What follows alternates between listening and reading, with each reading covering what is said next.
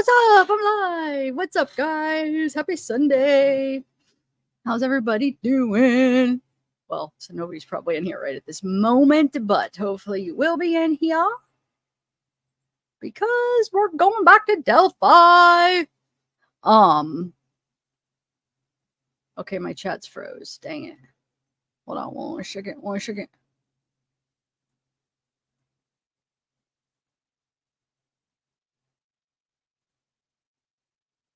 There we go. Anyway, yeah, we're going back to Delphi. They were in court all last week, and I did not know about it until now. I'm talking to myself because there's nobody here right now. Hopefully people will come in. So yeah, I just learned about it last night. I was watching court TV. It was like, oh my Lord, there's too many cases to try to keep up on. So they had the pretrial hearings all last week, and whoa. So there's no cameras in the court. So, and I guess they're not even allowing like people to take their phones or laptops or anything. So they just got to take like a pen and paper, I guess, and try to write down as much as they can. I guess one day it was like 12 hours. So yeah, it's crazy. So I want to play some videos of people that were there and kind of tell what happened. It's pretty crazy stuff. Hey, Julie. Hey, Gina Maria Mahoney. Hello. Oh, thank you, Sarah. How are you?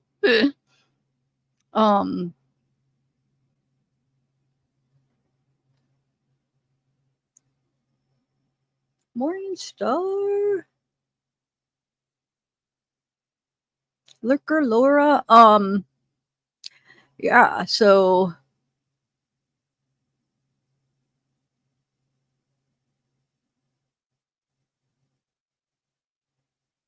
hey, Dragonfly, what do you guys think? Did you guys know about this? Hey, wannabe trucker UK.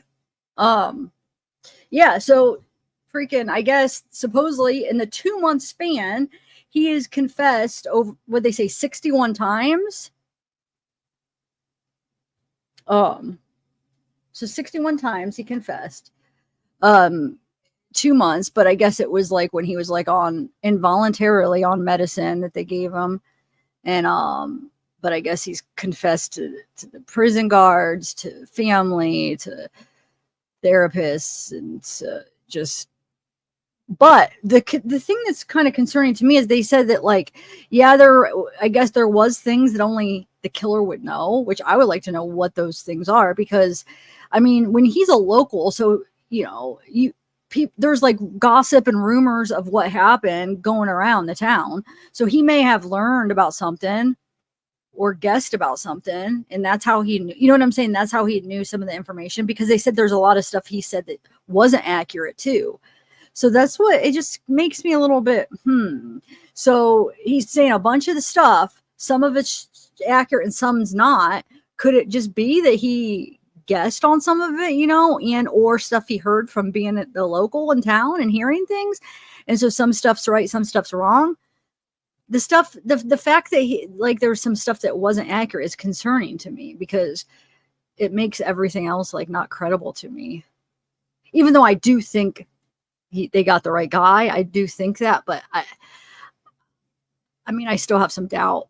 I'm still in the same spot as I was months ago with that. Like, I think he is the guy, but I don't know if I would, I might have too much reasonable doubt if I was on the jury to convict him. I don't know. I want to see what proof they have, you know? Yeah. Hold on a second. This water's really bothering me. I'm going to put it down here. My OCD. It's like, where do I put it? Anyway. Hey, Criminal Network. You don't think so? Who do you think the guy is? And then I was just watching the Nancy Grace, which we'll watch. We're going to watch some videos in a minute. I'm just giving people time to come in, kind of just talking about some of the stuff. So she was saying like that she would want, like, she doesn't know why that the prosecution is arguing so much to keep that out with the Odinism stuff, because they're trying to get like where they can't say Odinism, they can't talk about Ron Logan, they can't bring up any of the stuff like Brad Holder. They can't bring up on any of that stuff. Oh, hey, thank you. 1 month. Hope you are having a great weekend, zavgirl, and everyone in chat. Thank you. But she was saying, oh, sweet Dudley.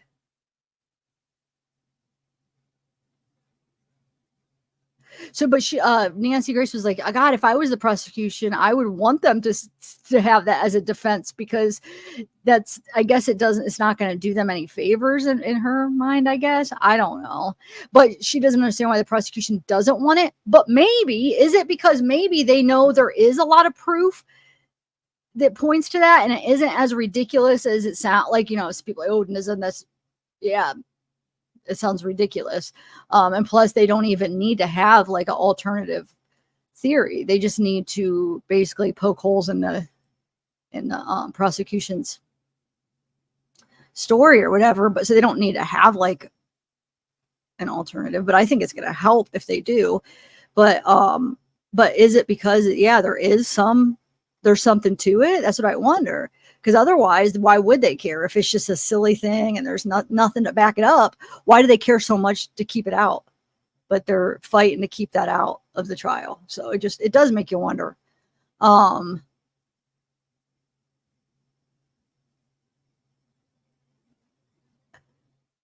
Yeah. I don't think it's not. I mean, I don't think it's not. I mean, I don't understand what you're saying. Yeah, I think it's a possibility he could be bridge guy. I don't know.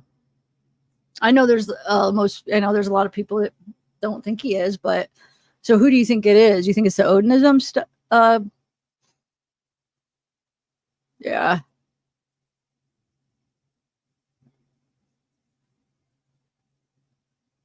Hey, Kim.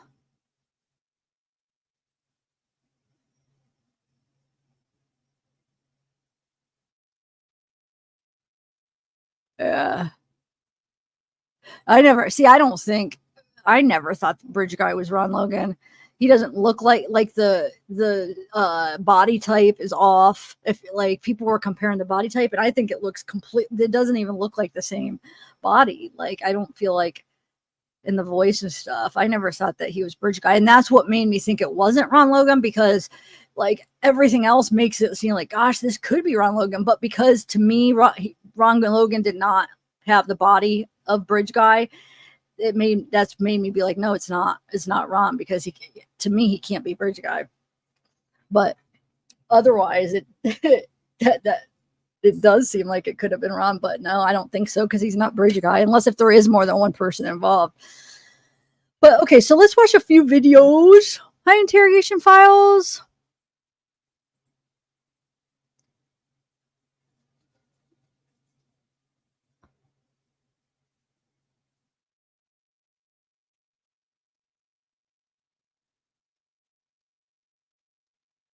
Okay. I'm going to share my screen. I'm going to watch the court TV one first, because that's the first one that I saw last night, and it's pretty good.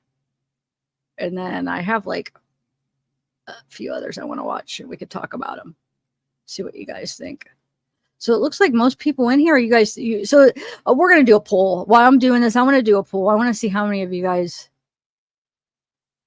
where everybody stands with this, because I haven't looked into this case, since the last time I did months ago. I haven't, because there really hasn't been too much going on, I would say. But so I don't know. I know there's still people that are probably, chatting about it every day still. So I'm just curious where you guys stand.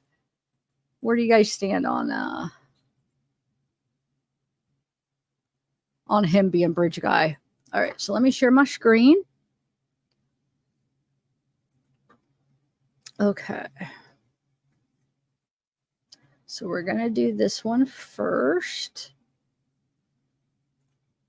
All right.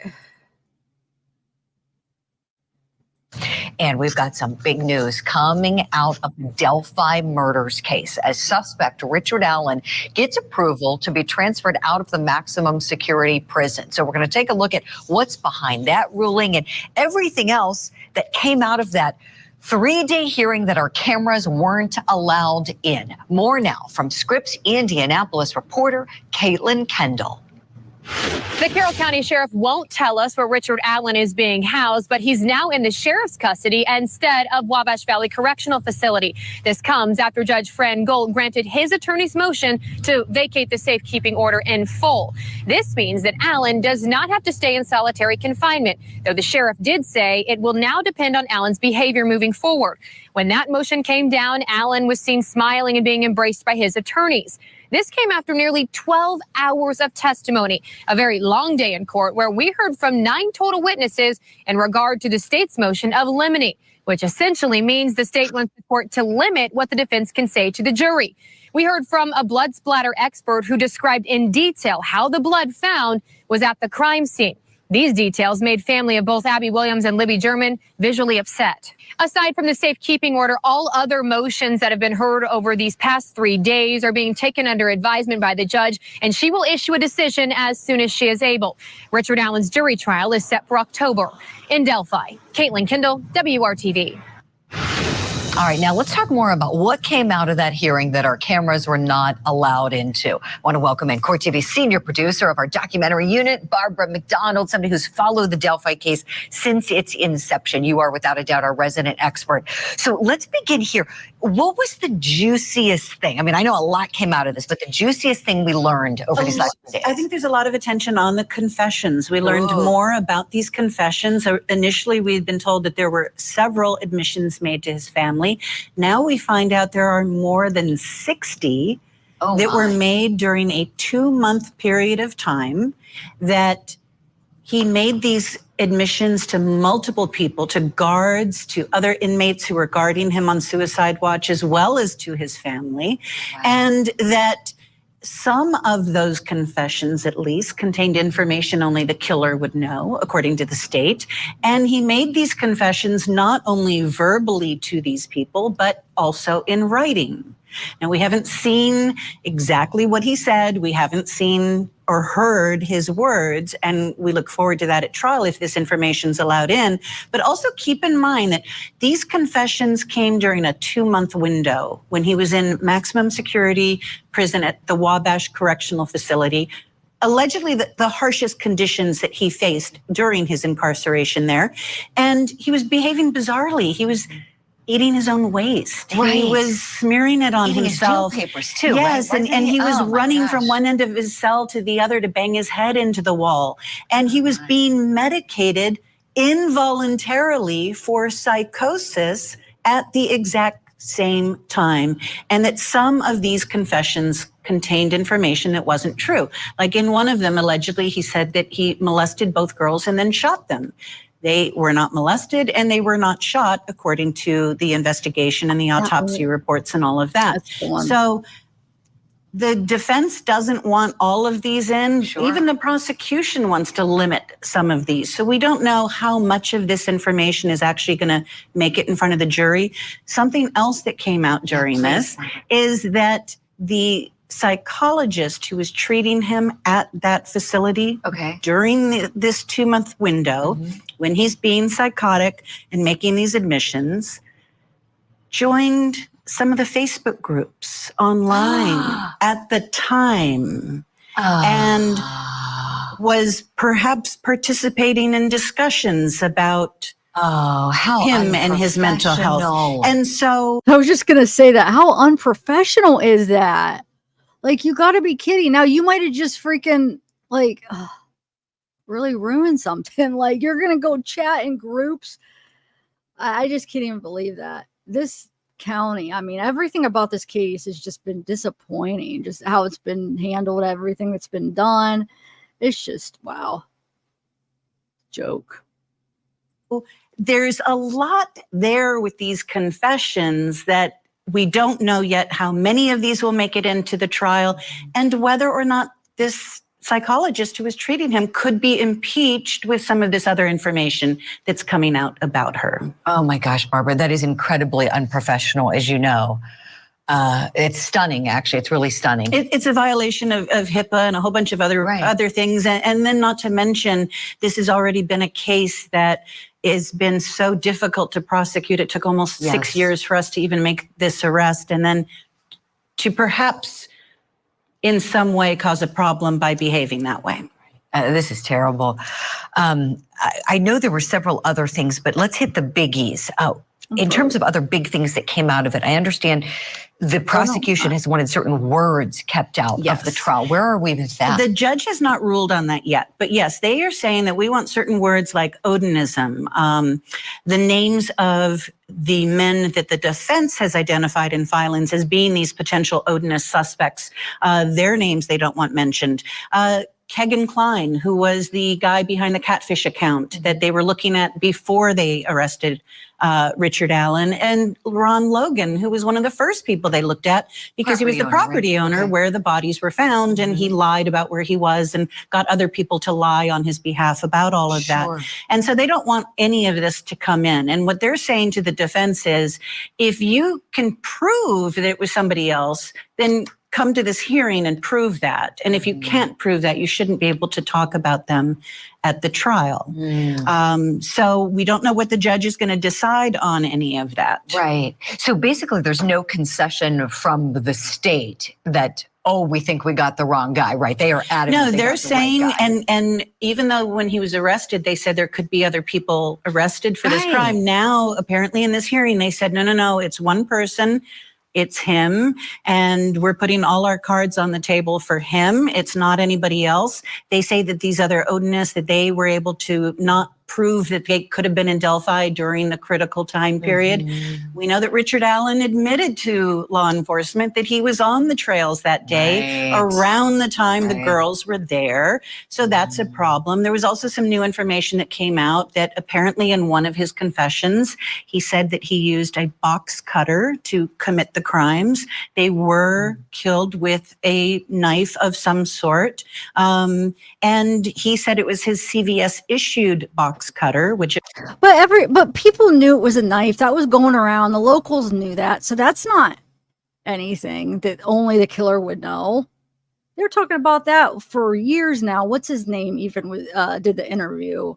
So it's like, I want to hear something that he knew that he possibly couldn't have known, but if he was a killer. If they not reveal that, because the box cutter thing, that's not, come on, we knew that. He's a local. Of course he knew that they were stabbed. And then the fact that like he said, they were molested. Well, I guess we don't really know. Just because there wasn't any evidence of like a RAPE or whatever, like it doesn't mean that they couldn't have been molested. You know what I'm saying? Like you wouldn't be able to even, how would you be able to tell after? Like molested is a general term. Now being shot, yeah, that's wrong. They weren't shot. But Libby had her clothes, and then supposedly they were switched, and Abby was wearing Libby's hoodie. Pants are up for debate. Do we still think for sure those were her pants? Because I remember last time I talked about it, it was a discussion where like we weren't even sure that those actually were Libby's pants. Criminal Network, it seems like you probably been like following this every day, right? For consistently. What is the what do people think? Are they still saying that she did have Libby's pants on?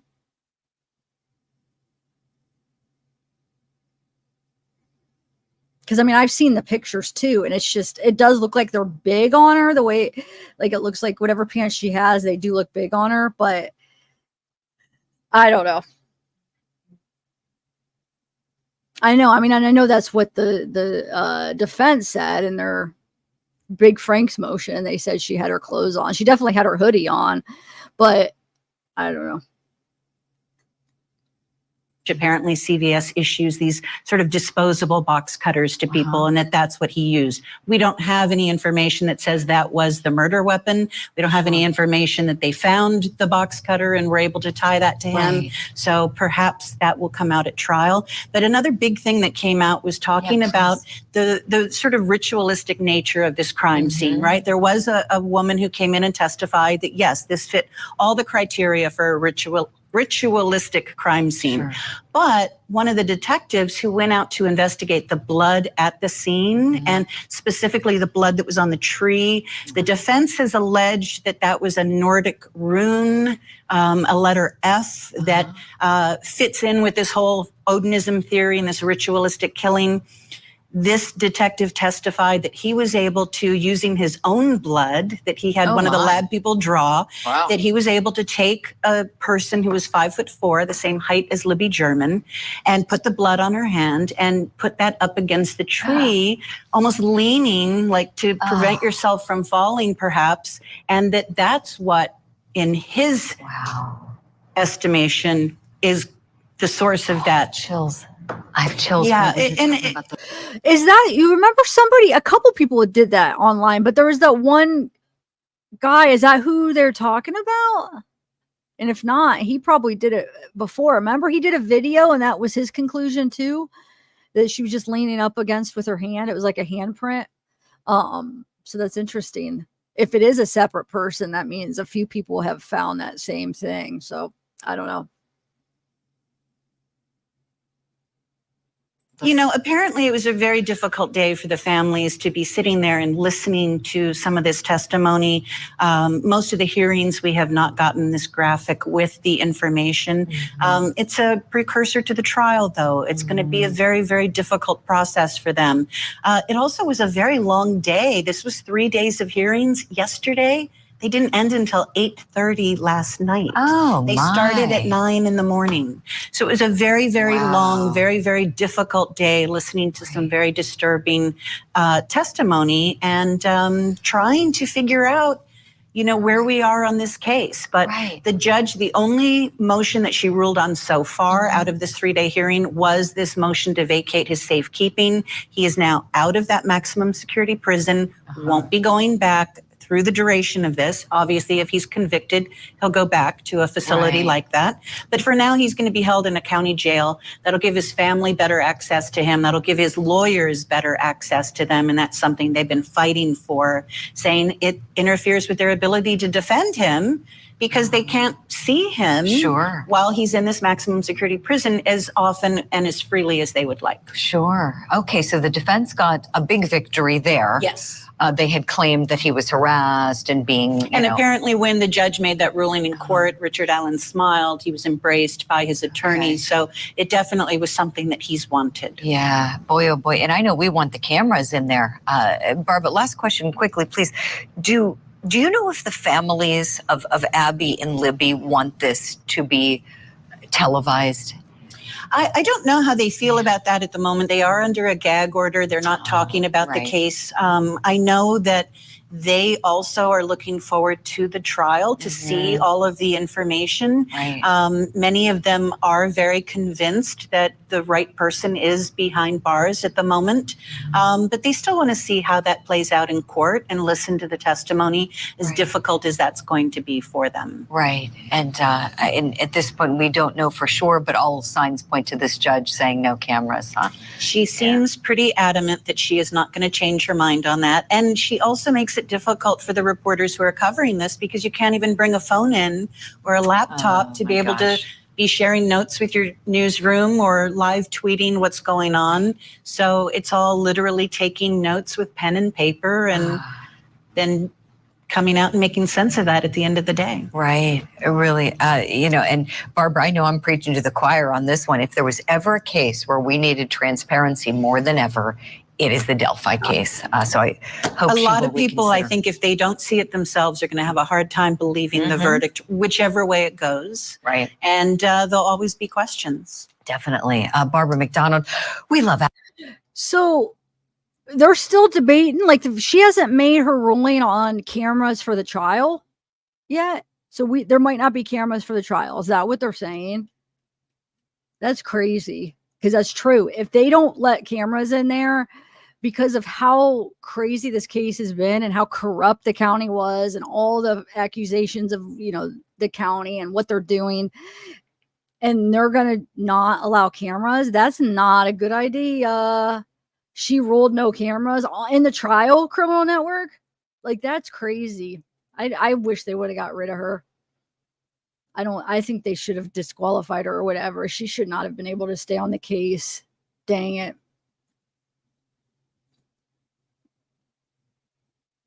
It's crazy.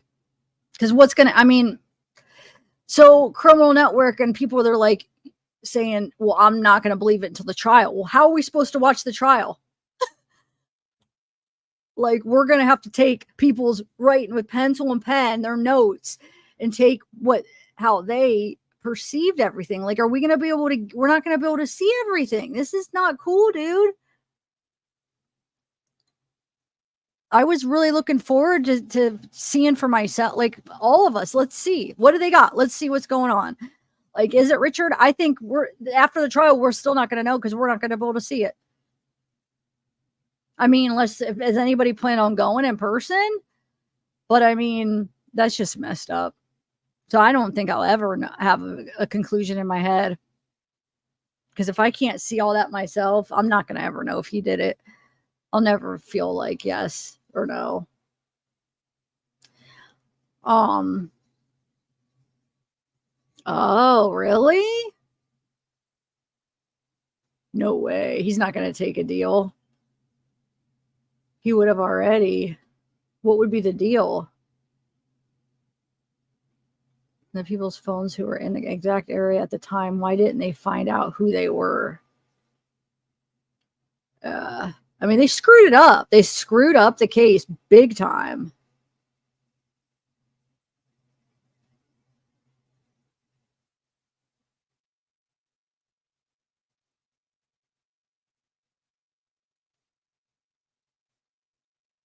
Yeah. Okay. So now let me play. I have a couple short ones, and I do want to play parts of the Nancy Grace because it's still, I like Nancy Grace. I see by a couple comments in here, maybe there's some people that don't like her. I feel like you almost like love her or hate her, you know? I love her. I love her like attitude and just how dramatic she is. She cracks me up. But I do think it's a good video. So, but I'm gonna watch that last. All right, so 1 second. Let me play another video. This is just like, it's very frustrating. Because not like I can't decide.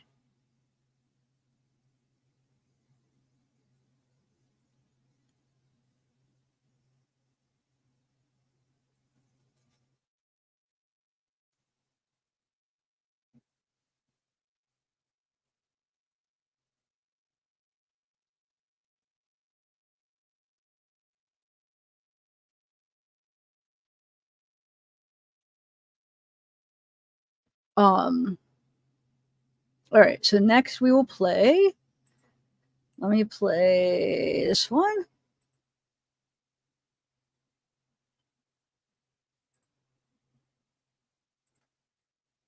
Oh wait, where'd my shared screen go? Dang it. Just disappeared. Huh. I'll have to share it again. Share it again. All right. This week, the judge in the Delphi murders trial is set to consider a series of key issues, including dismissing the entire case. Our senior investigative reporter, Bob Siegel, breaks down today's proceedings at the Carroll County Courthouse. Is day one of pretrial hearings in the Delphi murders trial. Oh no, Sarah. He's at the jail, the county jail. He was at one prison, then moved to another. He was getting like, I guess, treated so badly. He's been begging to get out. And finally, this week, they moved him to the county, I guess. So he was all happy. So,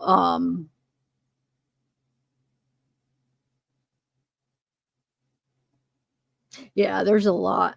Oh no, the lost screen. Oh, hey, y'all seen? Yeah, the lost screen. No, they're needed. That's a bunch of crap, because if she wants us to have some kind of, what's the word for it? The media is never going to be satisfied now. Like, if we can't see it for ourselves, because of the way this case has been handled for years since it's happened. Like, if we can't see the freaking trial for ourselves, we're never going to know. That makes me so mad. Because I'm sorry, just hearing people relaying what happens, that's not going to be like actually seeing it for ourselves. I wanted to see all the evidence. I wanted to see, what do they have? Do they have enough that's going to convince people that it is him? Because what if they do, but then because we can't see it and we're still now thinking he's innocent? Or what if they don't, the other way around? Wonder if no. Yeah. All right. I'm going to press play. Alan, I got to tell you, things got off to a very slow start when Judge Frances Gall showed up 75 minutes late to the hearing she scheduled. It was supposed to start at 10 o'clock. Judge Gall said there was lots of construction traffic getting from Allen County here to Delphi. Once things did get started, we heard Richard Allen's defense team argue why the judge should vacate a safekeeping order. That order essentially has kept Richard Allen locked up in a maximum security state prison for the last year and a half. His defense team says Allen should be moved closer to Delphi, where he can be closer to his attorneys and his family. They want him to be housed at the Cass County Jail, and both the prosecutor here in Delphi as well as the sheriff here, they both say they are not opposed to that idea. And in addition to that, we have heard that the Cass County Jail is willing to accept Richard Allen. So the second issue that we heard was the defense talking about how the state is not turning over evidence in a timely manner. And when they are turning over evidence, it is not organized. The prosecutor here in Carroll County, Nick McClelland, says that simply is not true. The defense is hoping that the judge will intervene with some sanctions and some timelines to speed things up. So this afternoon, the defense team is arguing why the judge should dismiss the murder charges against Richard Allen altogether. We'll have more from inside the courtroom on those arguments coming up on 13 News at 6. In Delphi, I'm Bob Siegel, 13 News. There's no way she wouldn't do that. You know what I'm saying? They should have picked another judge. They should have just not cool. Not cool. She's like 75 minutes late. Just how she's handled everything, so unprofessional. How she freaking handled the defense when that was just so wrong what she did. And then comes out and it makes it seem like that it was all them. You know what I'm saying? We're just watching it having no clue. Like, wait, what happened? And then we find out later what really happened. It's like, you've got to be kidding me. Ugh. I'm glad they got them back though, but still.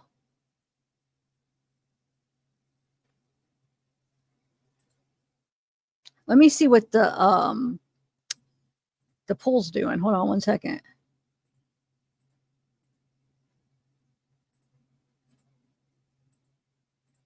All right, let me see. What do we got going for the poll? So we have, wow, it's down the middle again. Why is my polls always down the middle? We got 50. Oh, no, it's not. Never mind. I lied. Okay, I forgot I had that third option. So we have 50% yes, 25% helped but wasn't alone, and 25% no. So basically 75% of people think he is involved. I mean, 75% of the people that are in my chat. Wow. Hi, Justice Jane. Hey, Plankton. Okay, so let me play this next video. Where'd it go? Wow, it's blank. Oh, there it is. Okay.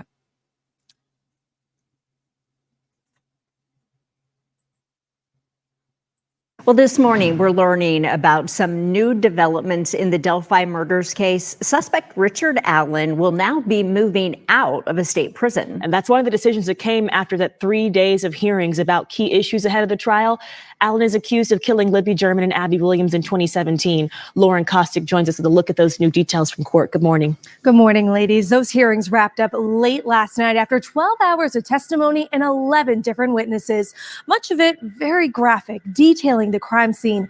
The defense looked to prove two things. First, the girls were victims of a ritualistic killing.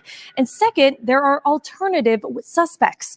A defense expert basing that on where the girls were killed, how they were killed, and what she says were symbols left at the scene.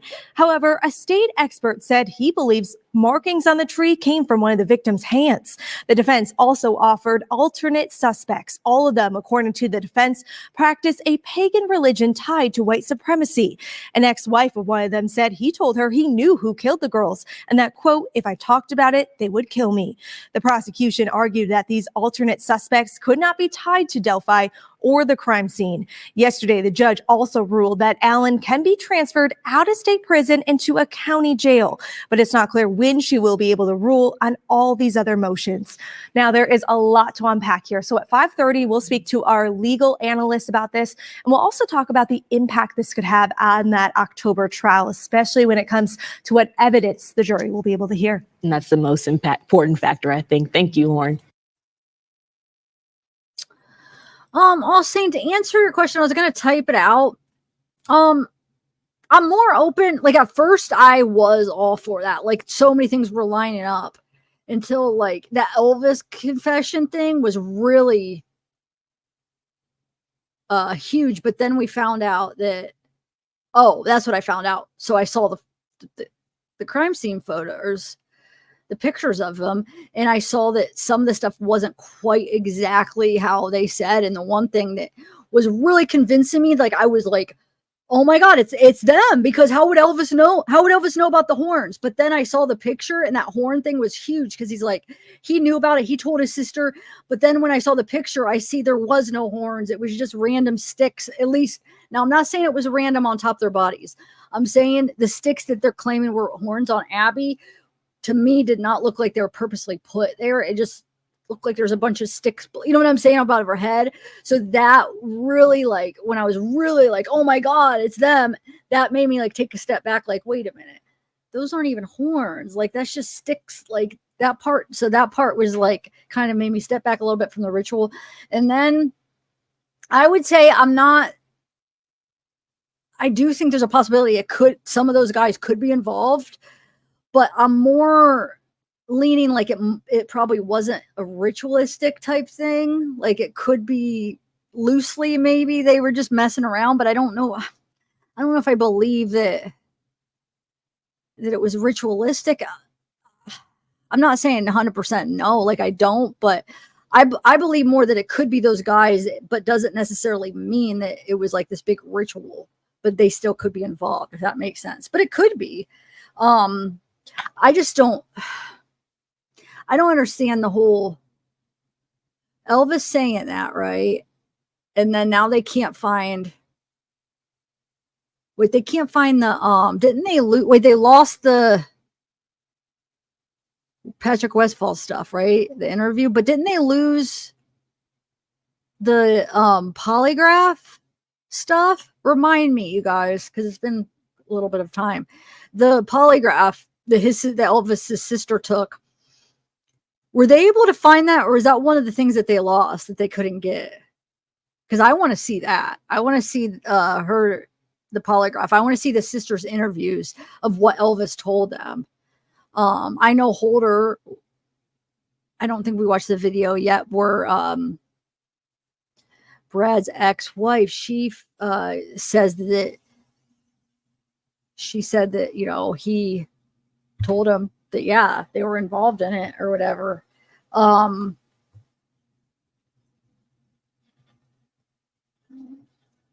know. Trust me, when that all came out in Criminal Network, I was like totally sold.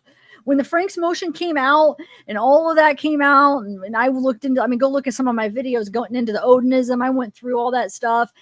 I was like mind blown with the Elvis stuff and how they could have just let that go when when the whole thing that they were looking for is somebody that had information. Why they wouldn't release anything? They barely wouldn't release anything to us. Everything was all, well, because the killer, he's going to know this, something that he only knows. Well, then Elvis, this is at the time I thought, well, then there's this guy that knows something that only the killers would know. He goes to the cops and they let that go like it's nothing. So that's what blew my mind. But then I find out those weren't antlers. To me, that was just random, that part. But if he really spit on them, is his DNA on that? Because maybe that's why they let it go. Maybe because there was no Elvis DNA on them. Was there or wasn't there? He says if they find DNA, it's because he spit on him or whatever. Okay. Did they find his DNA? I want to know. That would be enough to sell me right there. If they find Elvis's DNA on Abby, I'd be like, okay, yep, it's a ritual. He was involved. No, I'm saying Criminal Network. I'm saying I don't know, but I was really sold on it when it first came out, and then the more I learned and looked into it, and then I saw the photos, and just like the more I was like, okay, I'm not totally throwing out that it's these guys, but I don't know how much of a ritual. Maybe because remember the F, it was like a big F, and then I saw it for myself, and I was just like, was that really an F? I don't know. It looks more just like, her hand or something. It could just be random. So I don't know. Remember, like, I think it was her, McDonald. Is that her, right? Barbara, what's her last name? McDonald or whatever. Wasn't that her that she put? Yeah, I think it was her on Core TV. She had this picture of what it supposedly looked like because she had this source. It didn't look like anything like the picture. Then the picture got leaked everywhere. We're like, that doesn't even look like it. The F, I'm sorry. It didn't look like the original F that she said it looked like. It could have been an F, but I don't know. Maybe. No, I'm not saying no for sure. What I'm saying is I'm more open to them guys being involved. I'm more open to that than it being a ritual, like, because I feel like those guys could still be involved in it, and it might not have been a ritual. But maybe, I don't know. I want to see the trial, but now I'm not going to be able to see it. But like I said, I was really sold at first. I was just like, whoa. But the more I thought about it and learned, I was just, I kind of went farther away from that. But I'm still not, I don't know. This is frustrating. That's another reason I had to like step away from this. It's frustrating because I don't know. Like, I have nowhere to go now. It's like, I think Richard's the guy, but then, I don't know. There's so many other things, but then it's just like I'm stuck because there's no more new stuff to look at. There's nothing to push me in a way. So it's just like really frustrating because I have no idea. I really don't. Oh,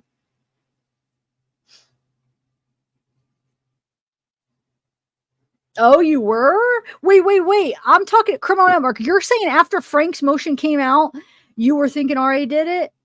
Because I was thinking RA did it until the Frank's motion came out. And then I was like, oh my God, with Elvis is freaking telling his sisters that, I was like, he has to be involved. It has to be somewhat, those guys somewhat, well, he has to be involved for sure. And then I didn't know like Patrick or Brad. And then, so yeah, but what are you saying? Oh, before Frank's motion. Yeah. Oh, before Frank's motion, I thought it was Richard. Yes, I did. But then after it came out, I thought it was the Odinism. And then the more I learned, now I'm leaning more towards, I don't know. I want to say Richard, but then I know there are a lot of things that just don't make sense with it being him. The one thing that I always thought, like from before they even arrested Richard, I always thought that there was more than one person involved because you have two different sketches that look like two different people. You have the witnesses describing two different people. Like when you hear the witnesses, it seems like they're not all talking about the same person, right? So that always, and then the fact that it's two girls, and I know like, okay, he had a gun. That's how he could have controlled them. But the short amount of time, supposedly, if it was Richard, like how he did all that and left and so with one guy doing all that. So like I was thinking for a while. So after the Frank's motion, I thought ritual. And then when I was leaning more toward, like when I found out the antlers and was just like, then I was like, well, maybe it was Richard and he wasn't the only person. There was somebody else involved because of press conference when they arrested Richard. Did they not keep it open as they're looking for somebody else? They made it seem like there's somebody else involved. And then that hearing, that first hearing, the defense even said that the prosecution even said they think there's somebody else involved. It wasn't just Richard. There was somebody else. They said it in court. We didn't get to see it, but we heard it from the defense. So then I was like, it's Richard and somebody else, you know? But like I said, even before Richard, I thought there was more than one person involved. So that's another reason. It's like, if you really think that it is Richard, what's the chances if it was Richard that there really would be somebody else involved? Because I feel like he would have probably said something by now, or something would have came about. He has no connection with anybody. So then it's like, okay, if you do think there's more than one person, then maybe it isn't Richard. I don't know. What do you think, Criminal? Do you think there's more? Well, obviously you think it's Odinism, so you think it's multiple people too, right? What about you, Sweet Dudley? Do you think how many people do you think is involved?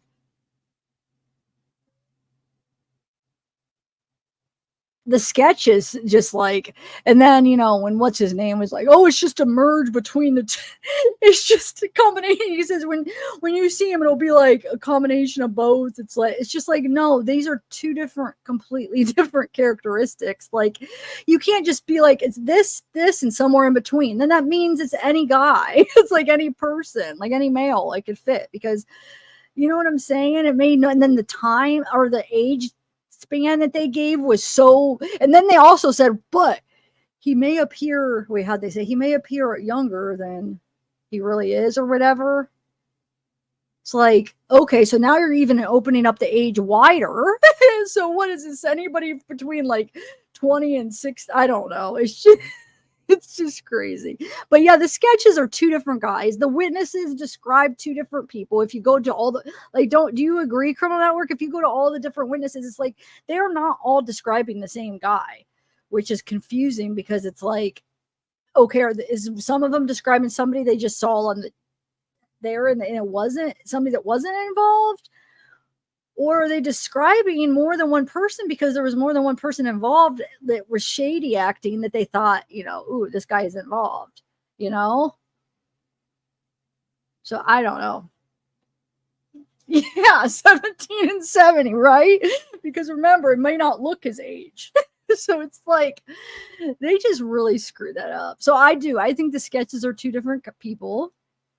I don't know why that is. Like I said, I don't know if it's because it's just two different people that were there that day, or that two different people were involved, but it's definitely not the same guy. Those sketches, nobody's going to convince me that those two sketches are the same person. I'm sorry. That's silly that he wants us to, like, he was trying to convince us that we're silly because we don't see that it's like a mixture of them too. Oh, thank you. Keeping eyes peeled. Keeping eyes peeled. Carter, that was his name. I couldn't think of his name. Doug Carter. Yeah, Doug Carter. It just came to my head. It actually came to my head without you guys helping. But yeah, Doug Carter.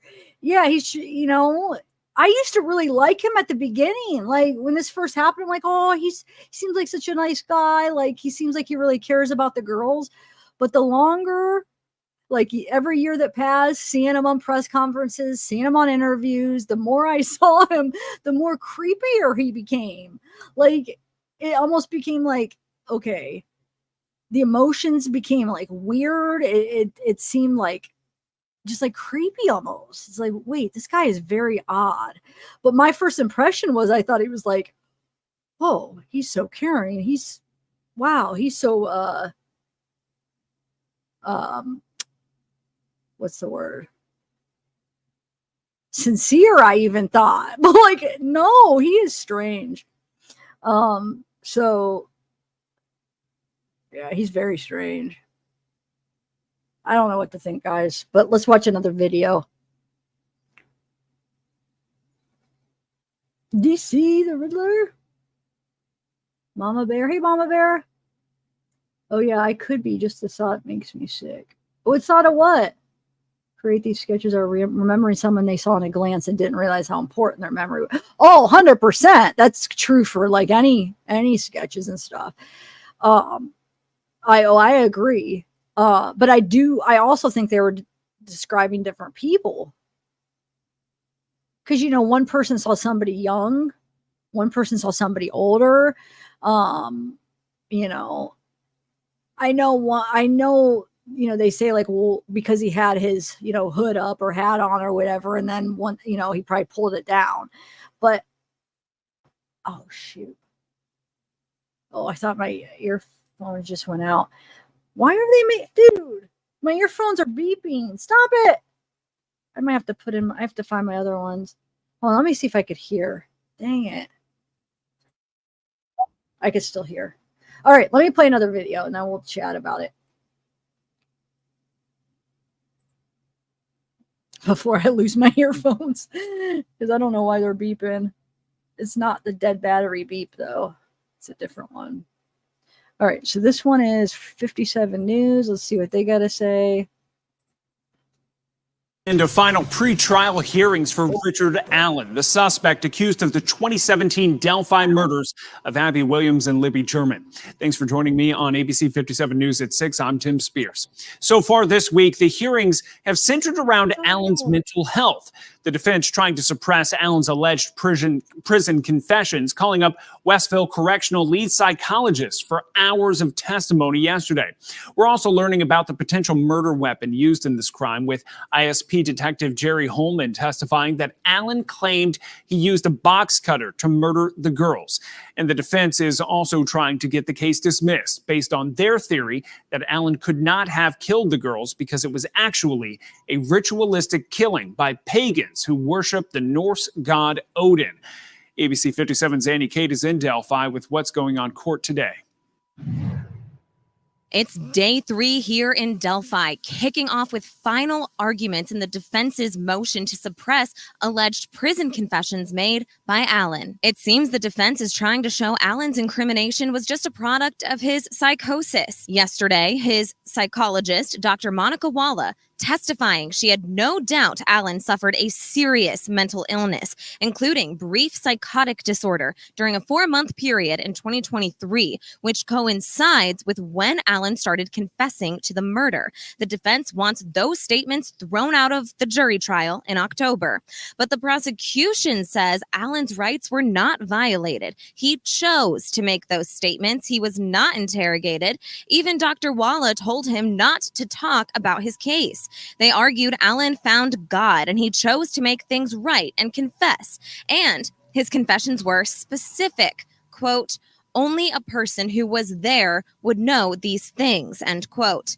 Even claiming Allen was purposefully neglecting himself, causing that mental health deterioration. Judge Gall taking this all under advisement, and the next hearing kicked right off. The defense now having to defend the relevance of some of the witnesses in the case because of the prosecution's motion to limit. Defense attorney Andrew Baldwin, in his opening statements, says his witnesses can show the murders had to have been done by more than one person. And here's where the Odinism or Norse paganism theory comes back in. He weaves a web of men he believes to be both Odinists and connected to the murders. After all, he explains, there were ritualistic markings at the crime scene. Baldwin calls his first witness, Don Perlmutter, the director of the Symbol Intelligence Group, who testified, quote, this was a textbook ritual murder. They go through common indicators of ritual killings, and Perlmutter explains how symbols at the scene could be indicators.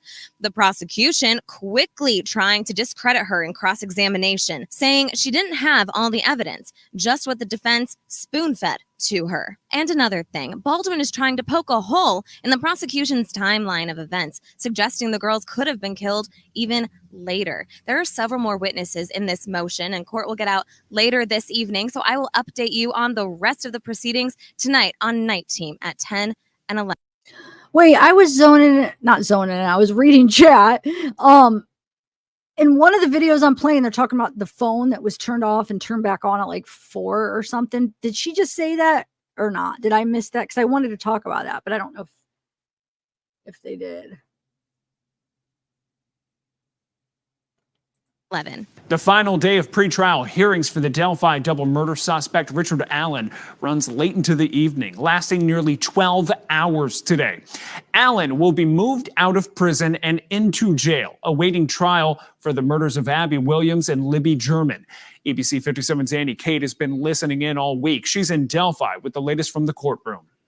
Tim, we got out of court tonight at about 8:30. And now this is after the hearing started at 9 this morning. So a very long day here at the Carroll County Courthouse. But right before adjourning, Judge Fran Gall did grant the defense's motion to vacate Richard Allen's safekeeping order. This means Allen doesn't have to wait in prison anymore awaiting trial. Instead, he's now in the custody of the Carroll County Sheriff, who wouldn't share with us where he's taking him. Now, she didn't rule on any other motions yet.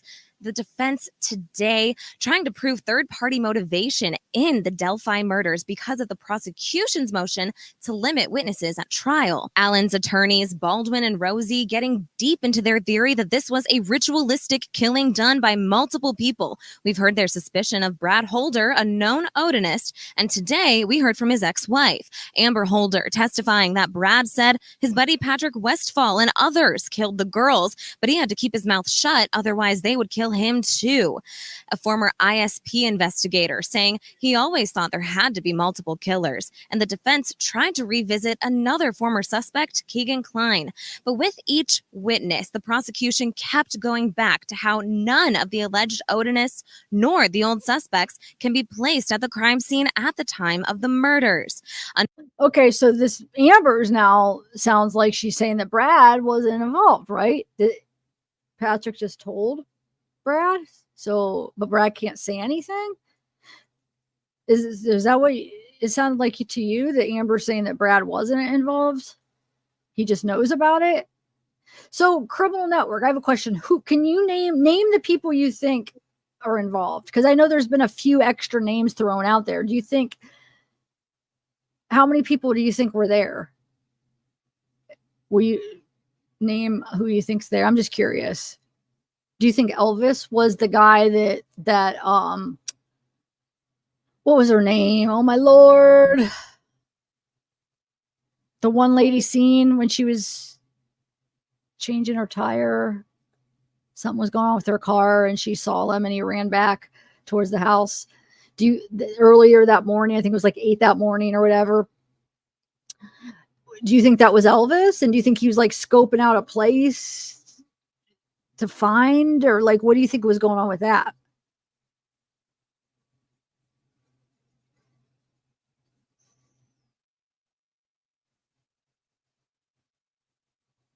Wait, Ron? You think Ron was involved with all them? I know there's that thing that supposedly Brad was hanging out there with people or whatever that night or whatever. So you think Ron was there? Okay. Okay. So it's basically the people that they named plus Ron. Because do you think they're going to name Ron in the Odinism thing?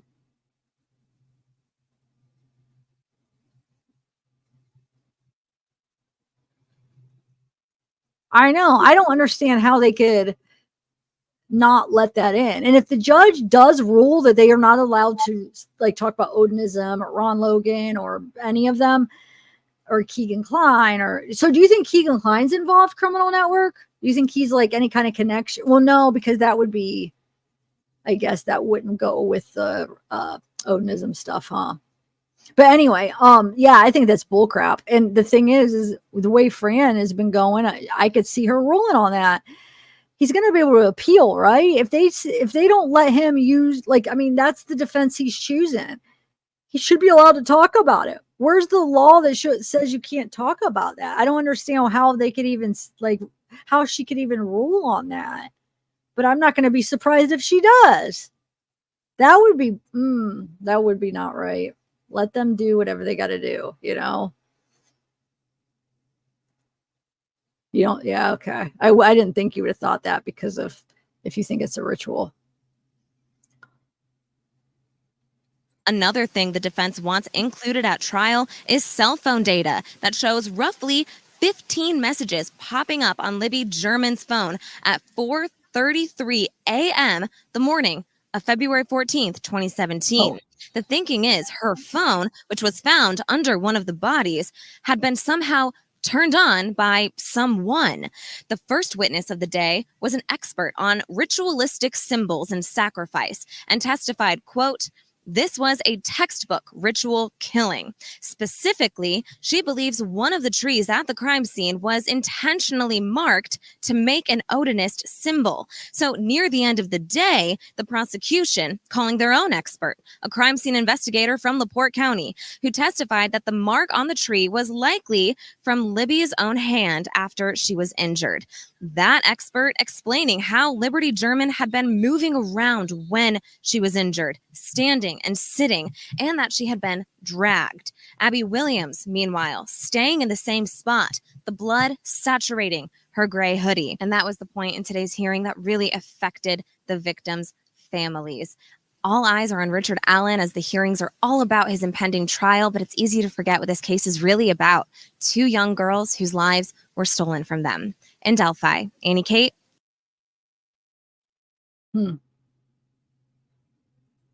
don't know. I would like to be able to see it, the trial. This is going to suck. I want to see.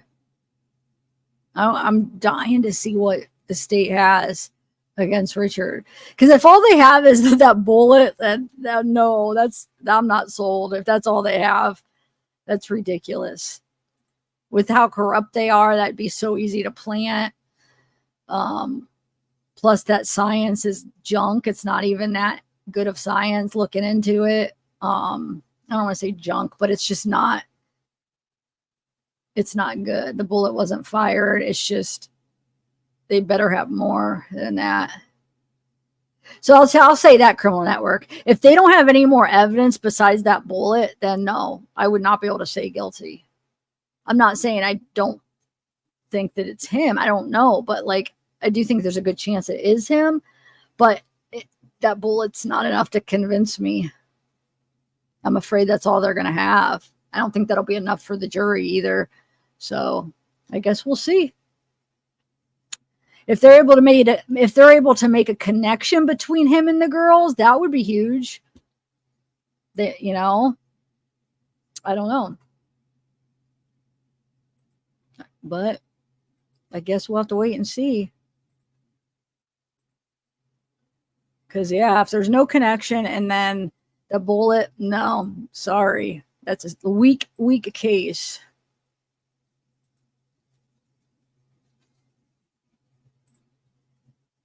I don't know. They think like his animal. I know people were thinking maybe it's his cat because they think they found like animal DNA at the crime scene. I mean, I don't know. That's just all rumors. I don't even know if that's true. And they think maybe they try to dig up like his cat or something that died. I don't know. Does anybody know? Did anything else come out about that? We don't know. I mean, we're going to have to wait and see. They've been so quiet, not letting us know anything. He was a bridge. All the girls in his bullet was from.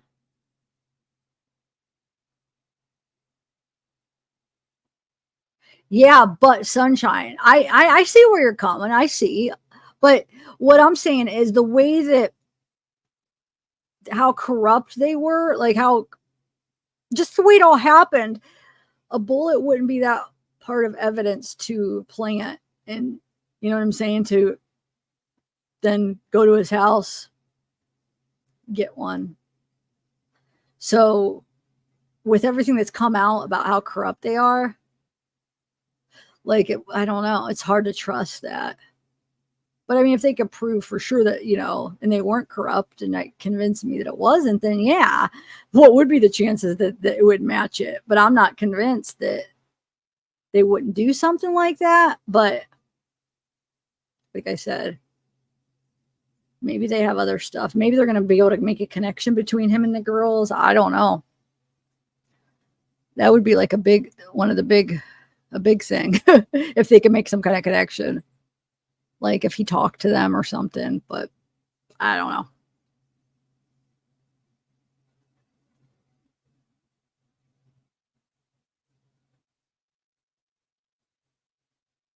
All right, I'm going to press play. Oh, we're going to watch Nancy Grace real quick.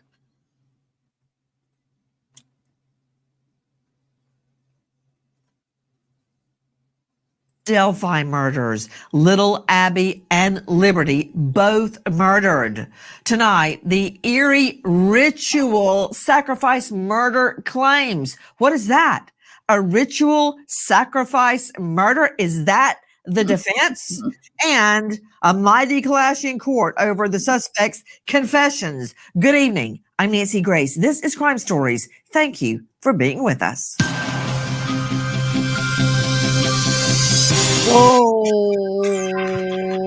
Whoa. I forgot. Dang it. Music. Hold on. Let me mute it until.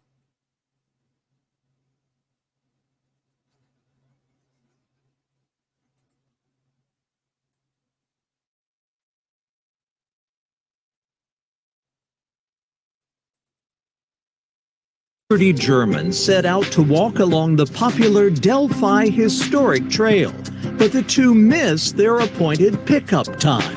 What happened to Abby and Libby?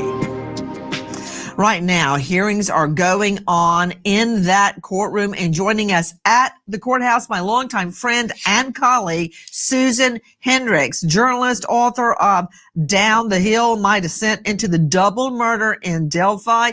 You may know her from my old TV home, HLN. Well, here she is now with us with the latest. Susan, welcome. What's happening? I'm hearing that there is a mighty clash of the titans in the courtroom over alleged confessions, statements that the suspect made, and also the state is trying to quash the defense that Odinists, which are kind of like they worship like Thor and the Valkyrie. They're actually claiming that they did it. I think it's a horrible move by the state. In fact, if I were prosecuting this, I would be mad if the defense didn't claim Odinists did the deed. Mm-hmm. Yeah, that's an excellent point, Nancy. Great to see you. Really some heated moments, as you mentioned, in the courtroom. What will be admissible? What will the judge rule on this? What will be left out? But huge, I'll start with the confessions, the alleged confessions that Richard Allen made to his wife, Kathy, and his mother, who, by the way, are front row there in the hearings. And he mouthed the prisoner, Richard Allen, the suspect, "I love you," when leaving the courtroom. So back to the Odinist theory. There's been several frank motions, and the judge has yet to rule on that.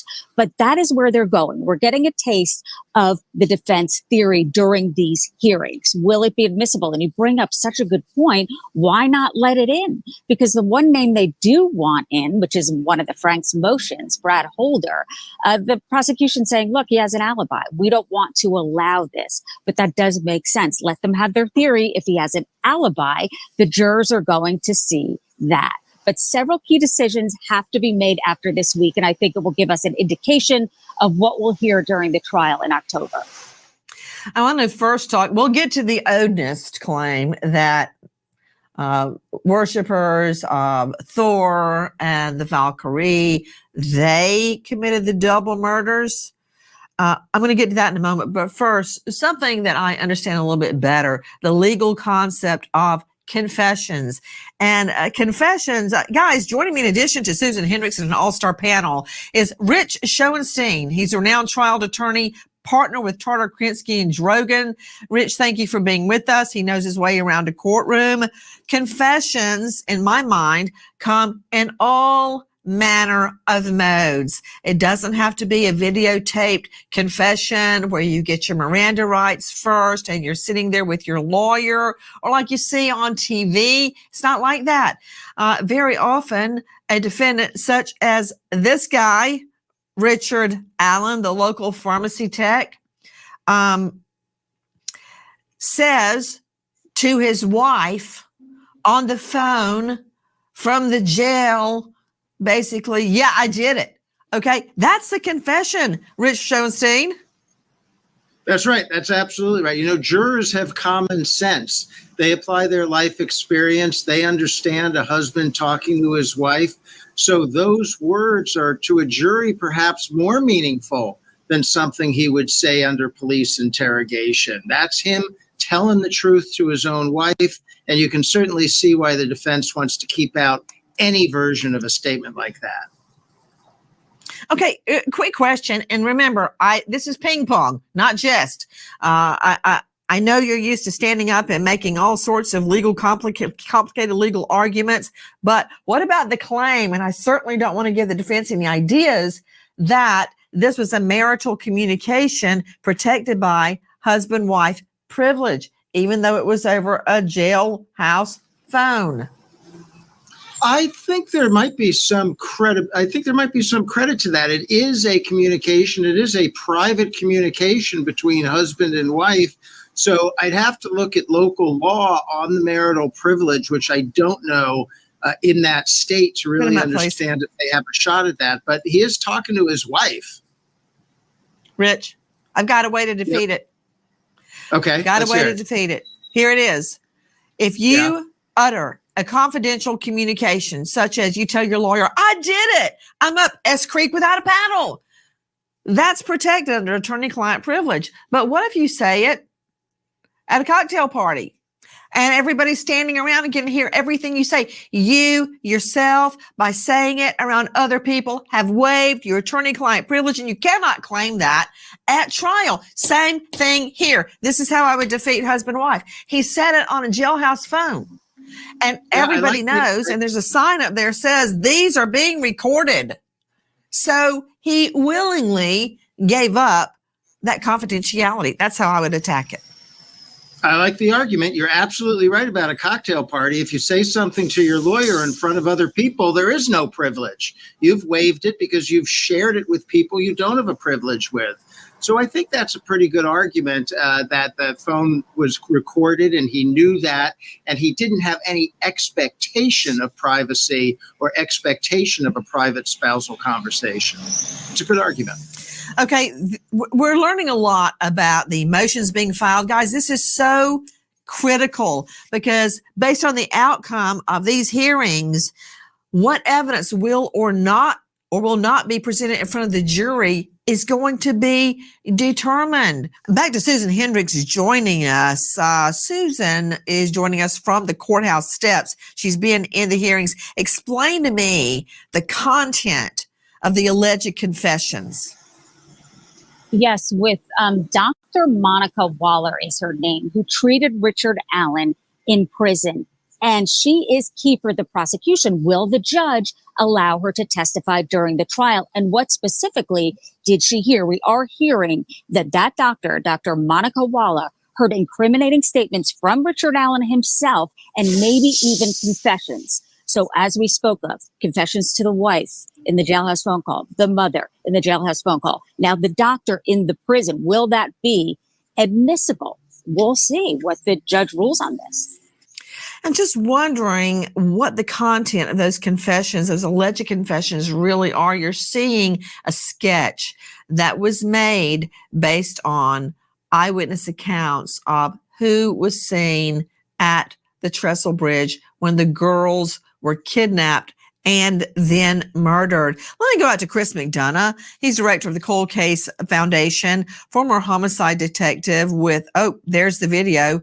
There's the video that the girls took just before their deaths of the perp walking toward them on that Trestle Bridge. Chris McDonough worked over 300 homicide cases in his 25-year career. He's the host of YouTube channel, The Interview Room. Chris McDonough, how insane does it make you when you hear about legal clashes in the courtroom where evidence could very well be suppressed? The jury may never hear about these multiple alleged confessions. Yeah, I mean, that's from an investigative aspect, it's very frustrating, as you know more than anybody, Nancy. I mean, you've done this so long. And, the fact, though, that this guy, we used to say, confess here, this line is recorded, right? And when an inmate does that, and then, of course, you have it with a jailer potentially hearing it, and then add on top of that, you have family members who may have heard it. We can understand some of that, but you would hope that the system would work towards, the victims here in relationship to allowing that evidence in somewhere. Judge Scott Morgan is joining me, professor of forensics, Jacksonville State University, author of Blood Beneath My Feet on Amazon, and star of a hit series, Body Bags podcast with Joe Scott Morgan. Joe Scott, you have very carefully studied the facts surrounding the actual murders. Wait for it. And now the defendant, Richard Matthew Allen, is claiming that his alleged confessions should be thrown out because he was under, quote, mental distress when he confessed to killing Abby and Liberty, aka Libby. Let's talk about what happened to Abby and Libby. Yeah, kind of dovetailing with what Chris had said there, Nancy. I'm fascinated by this aspect of this confession. Depending upon how granular he got with this statement that he made. It's one thing for somebody to say, I killed them, okay? But I wonder how much detail is included in this alleged confession that he made to his wife, because that's a damning bit of information. If he gets into the kind of granular detail that we're talking about relative to this very complex scene outdoors, out there adjacent to this trestle, how much information did he reveal about that? And is it going to be reflected in what the jury will eventually see in these images? And they're going to be absolutely ghastly, because we're talking about these two precious souls who were taken by sharp force injury. And that has been plainly stated. We're talking about a knife that was involved in this. And I think to a great degree, perhaps this is going to be overkill. There's going to be mutilation that's involved with that, if I dare use that word. And also what we are hearing in addition to that. Stop. Joe Scott, you can't just drop a bomb and then just walk away like nothing happened. That doesn't work on crime stories. You just say mutilation. You think, what? I'm going to pretend I didn't hear that? I heard it. What do you mean by that? I'll say it plainly. We're talking about perhaps to the point of a partial decapitation here, Nancy. And, when you look at that in light of a crime scene, you think about, well, what was necessary? I hate to put it this way. What was necessary to take somebody's life? Well, it's not just sufficient to merely stab one of these angels. Okay, that's not sufficient to this point. This rises to another level. We're talking about what was done with the bodies afterwards and how they were treated in this environment. And this is going to be damning, absolutely damning, because the people in the jury are going to see things there that they can't even begin to imagine in their worst possible nightmares.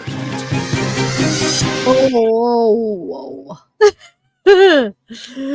Dang it, loud. Okay. Is that? And Liberty, a suspect is caught on video with his menacing instructions. Down the hill. The outcome of these hearings that are happening right now in a court of law will determine what evidence the Delphi jury will hear and what evidence will be kept away from them as if it never happened. Joining me at the courthouse, well-known journalist and investigative reporter Susan Hendricks. Susan, explain to me what's being heard, what was heard yesterday, and what's going to be heard.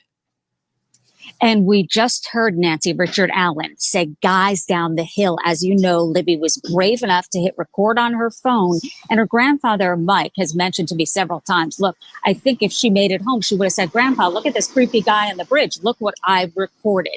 The defense does not want what's on Libby's phone to be admissible in court. The reasoning, they state, is that it was handed over too late in terms of discovery. It'll be interesting to see if it's allowed in, because to me, this is what is going to convict Richard Allen if he is guilty. That video that she was able to get. And I'm sitting with the... Wait, how is it handed over too late? That was one of the first things that was out.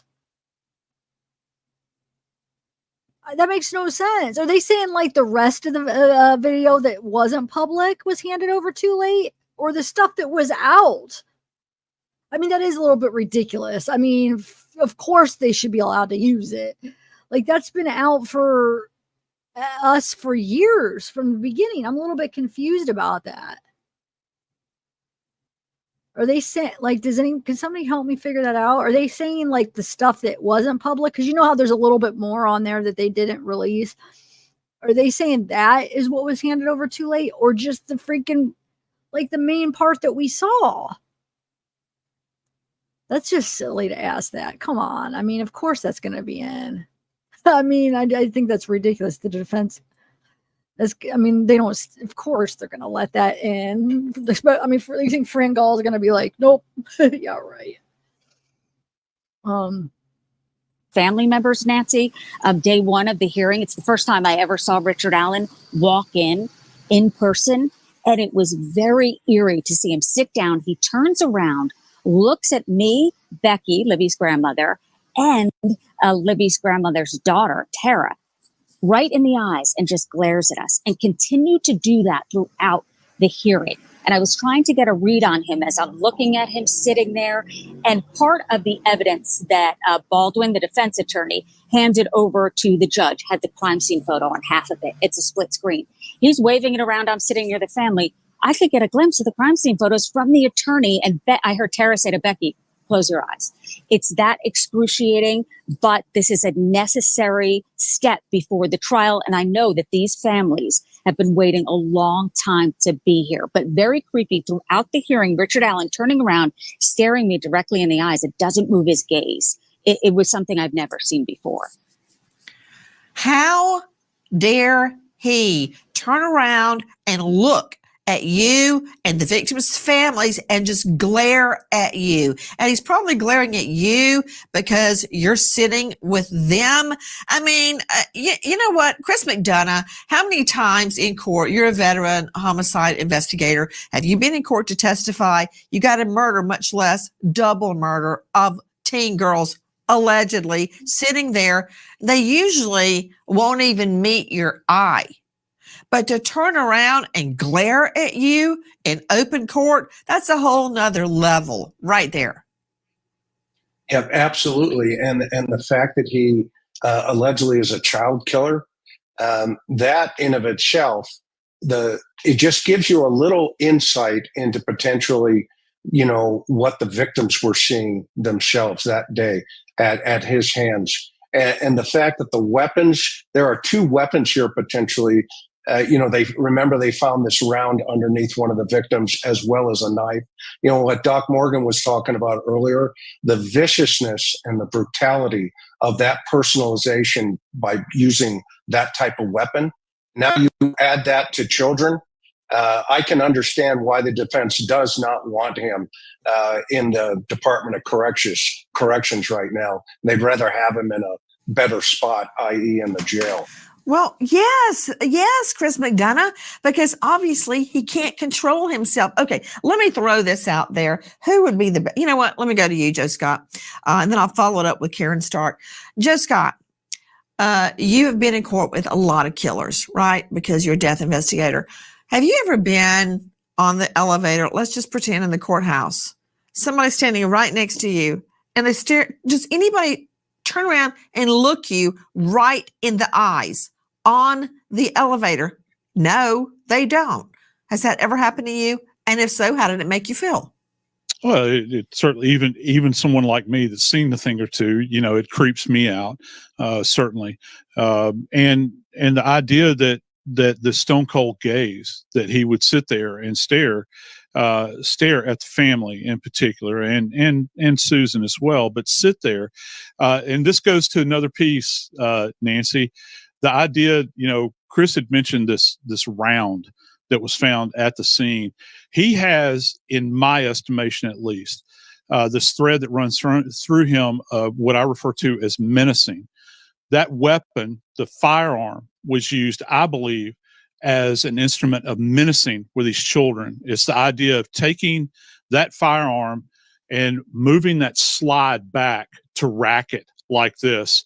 And everybody that's ever watched a television show is familiar with that. These children that would have been there would have been menaced by that. And I think that this is a further continuation of him glaring, leaning in, glaring, and holding a gaze. It seems to be a pattern to me. I don't know. I mean, that's kind of Karen's area, but for me as an investigator, that's putting two and two together there. You know what you're saying about racking the shotgun? I don't know if you remember Rifleman.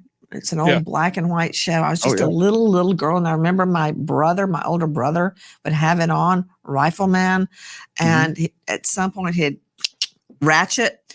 And True. I didn't even know what that meant, but it's like hearing a rattlesnake or a gunshot. You never forget it. When you hear it, you instinctively know something is very wrong. Yeah, it has a very distinct pitch to it, and the sound, the mechanism itself, when that slide goes back on that weapon, and we do know that I believe, if I'm correct, it was a 6 hour that he had. When that thing is racked back, it has a very definitive sound to it. That round is ejected, and of course he forgets about it, apparently, at that point in time, and leaves this behind. Yeah, well, there you go. Technical legal term, idiot. Hold on. Rich Schoenstein, you're a veteran trial lawyer. Aren't you supposed to school your clients about how to behave in the courtroom? I mean, I would see defendants, murder defendants, drug lords, rapists, child molesters come in court looking like they're a Wall Street banker. I'm like, who is that? Do you remember, let's think, Scott Peterson? I would watch him walk into court every morning like the football quarterback. He'd be all puffed up in an awesome suit, looking great.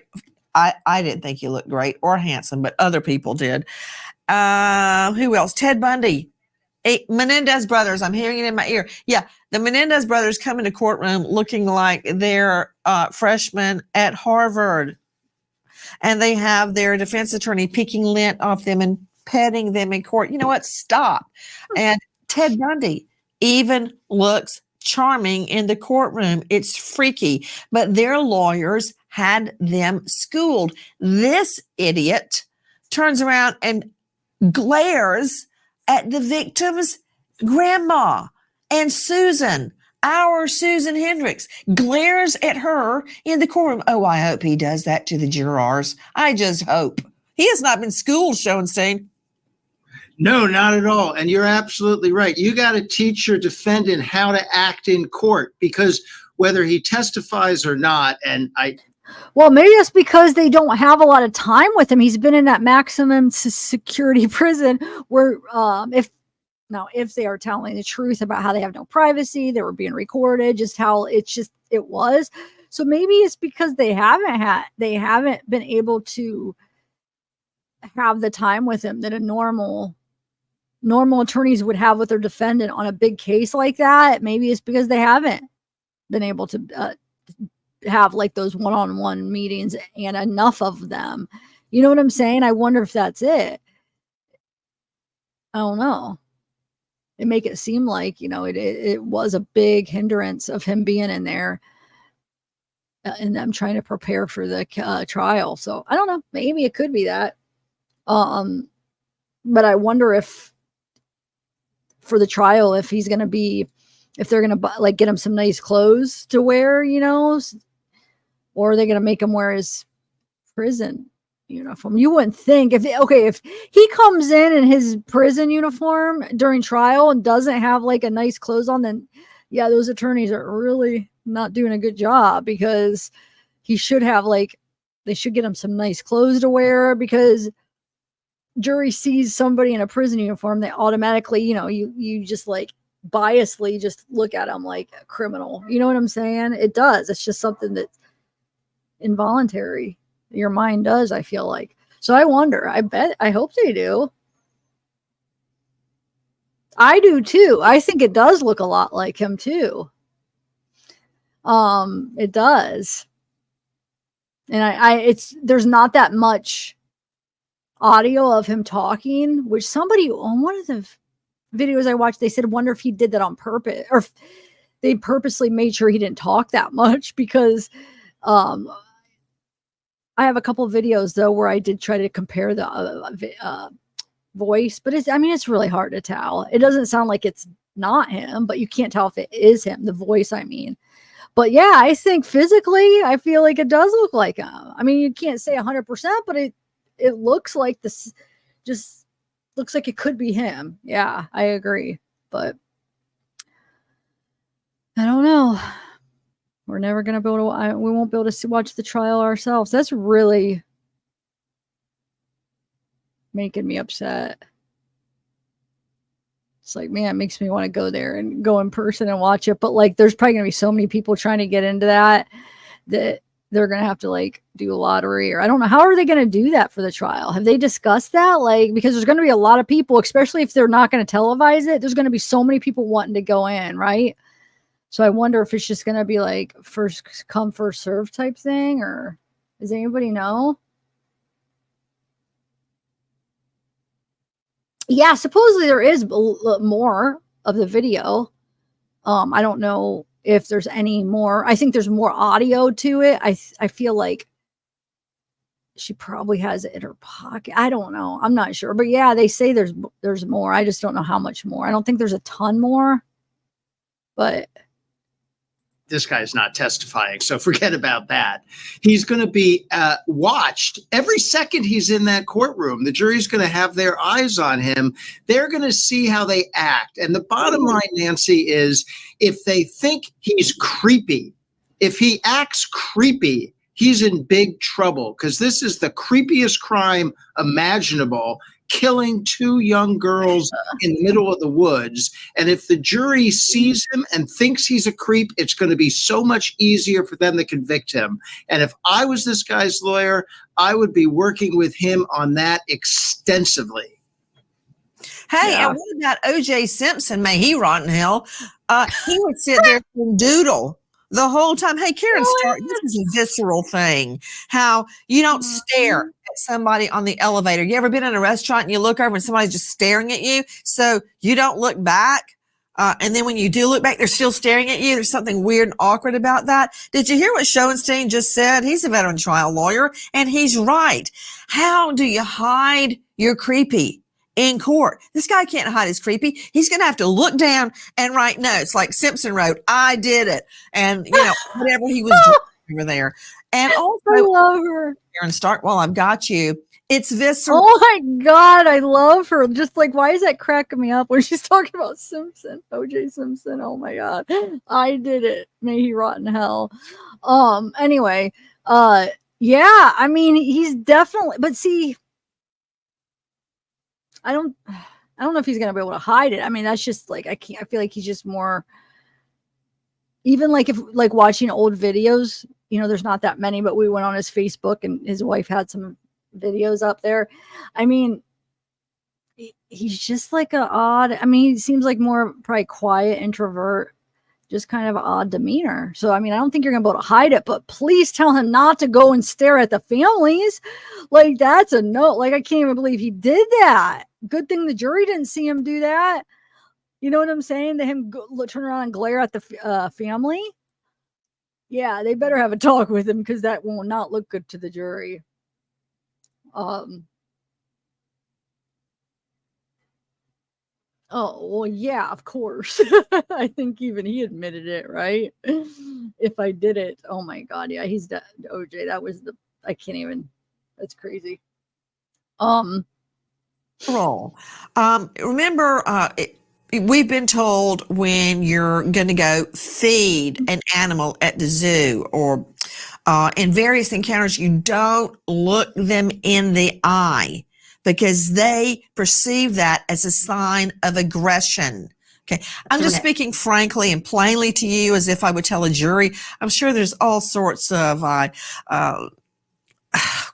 can I say? Mental and psychological analysis of what I'm saying. But the fact that this guy turns around and eyeballs in an alarming way, a menacing way, Susan Hendricks, she's just sitting there with the grandma, for Pete's sake, and looking at the victim's family like that. It's wrong. Okay, help me out. Give me the psychological term of what I'm trying to tell you. It's nonverbal behavior, Nancy, and we have to watch that nonverbal behavior because, as Joseph Scott said, this is menacing. And unfortunately, if you think about these two little girls with this man who's daring in the courtroom, he's boldly staring. And yes, you want to have eye contact under certain circumstances. You're taught not to look away. But this guy, he has no shame. He actually wants to come across this way, like, I dare you to condemn me. Oh, gosh.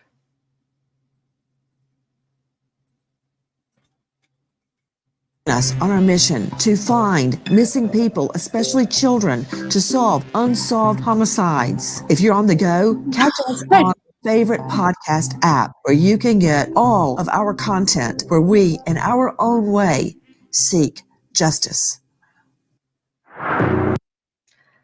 It almost sounds like she's promoting my Zeking Justice merch, guy.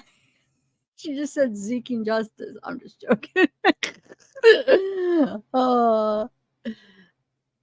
24 hours after Abigail and Liberty go missing, their bodies are found beneath a train trestle. Chilling phone video reveals the suspected killer. Aside from his creepy and menacing stares right at the family of Libby and Abby. Wait, Sunshine. Why would the defense say he needs to look insane? Because wasn't that just a temporary psychosis that they're claiming? They're claiming it was when they gave him that medicine, whatever they gave him, and when he confessed. I didn't think they were claiming he's still insane. That was just a temporary thing, I thought they were saying. So I don't think he should still act that way. I think they were talking about before he acted that way. You see what I'm saying? I don't think I would hope they're not giving him that advice because he's not going for insanity. He's going for he's completely innocent and with somebody else. So, no, they're talking about just now, last week, in the court last week. He stared at the freaking family, gave him a glare and just stared at him. Now, I don't know. So she was talking about in court, but then Nancy brought up in the elevator. So I'm not sure if she's saying he did it in the elevator too, because I don't know why she brought up the elevator thing. But that one girl, whoever she had on, I forget her name, said that, she was sitting next to the family. He like turned around in court and like glared at him, at the family too, and like just stared. I don't know.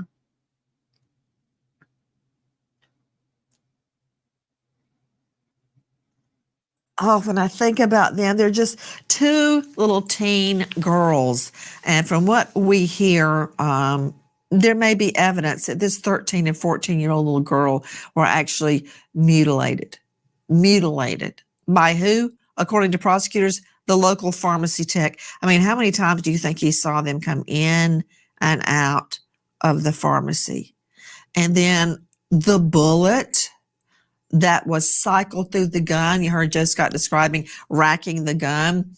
That bullet fell, according to the state, near the bodies. An idiot, aka the defendant, Richard Matthew Allen, age 51, left it there. Now just think about it. For so long, details about the crime scene were kept under wraps. And I've got to hand it to LE law enforcement that didn't come out, because they later, pursuant to warrant, I would like to add, because Schoenstein's listening to me, pursuant to warrant, They go into Allen's home and they find the gun still there because he didn't realize he left the bullet back there. It matches the gun in his home.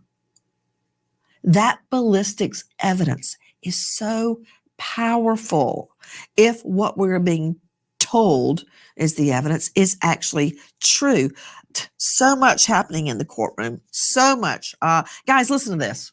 The defense wants 4 sanctions. They want the court to tell jurors the prosecution violated rules with a delay in turning over exculpatory evidence. They want the judge to allow the defense to play any video that was belatedly produced without state objection. The defense also wants to prevent the state from rebutting evidence former Rushville Police Chief Todd Glick provided on May 1st, 2023. And they want to prevent the prosecution from using any data or info from Liberty German's phone in evidentiary presentations.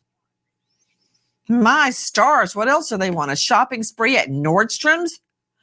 That's a lot. Hey, quick answer. Susan Hendricks, when is the actual trial supposed to start?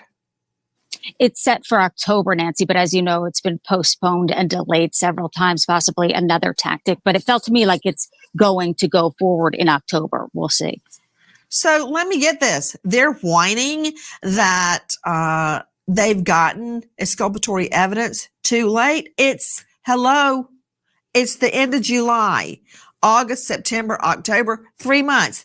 You've got time. Okay, what else do we know? Listen. The state wants to limit what the defense can mention in front of jurors without prior approval from the judge. Prosecutors have several pages of items, including personal attacks on the prosecutor, any attempt to introduce evidence of third-party motive that is not relevant or would unfairly prejudice jurors. This includes mentions of Odinism, ritualistic killing, references to how discovery was handed over, and any mention of an investigation conducted by former Rushville Police Chief Todd Glick.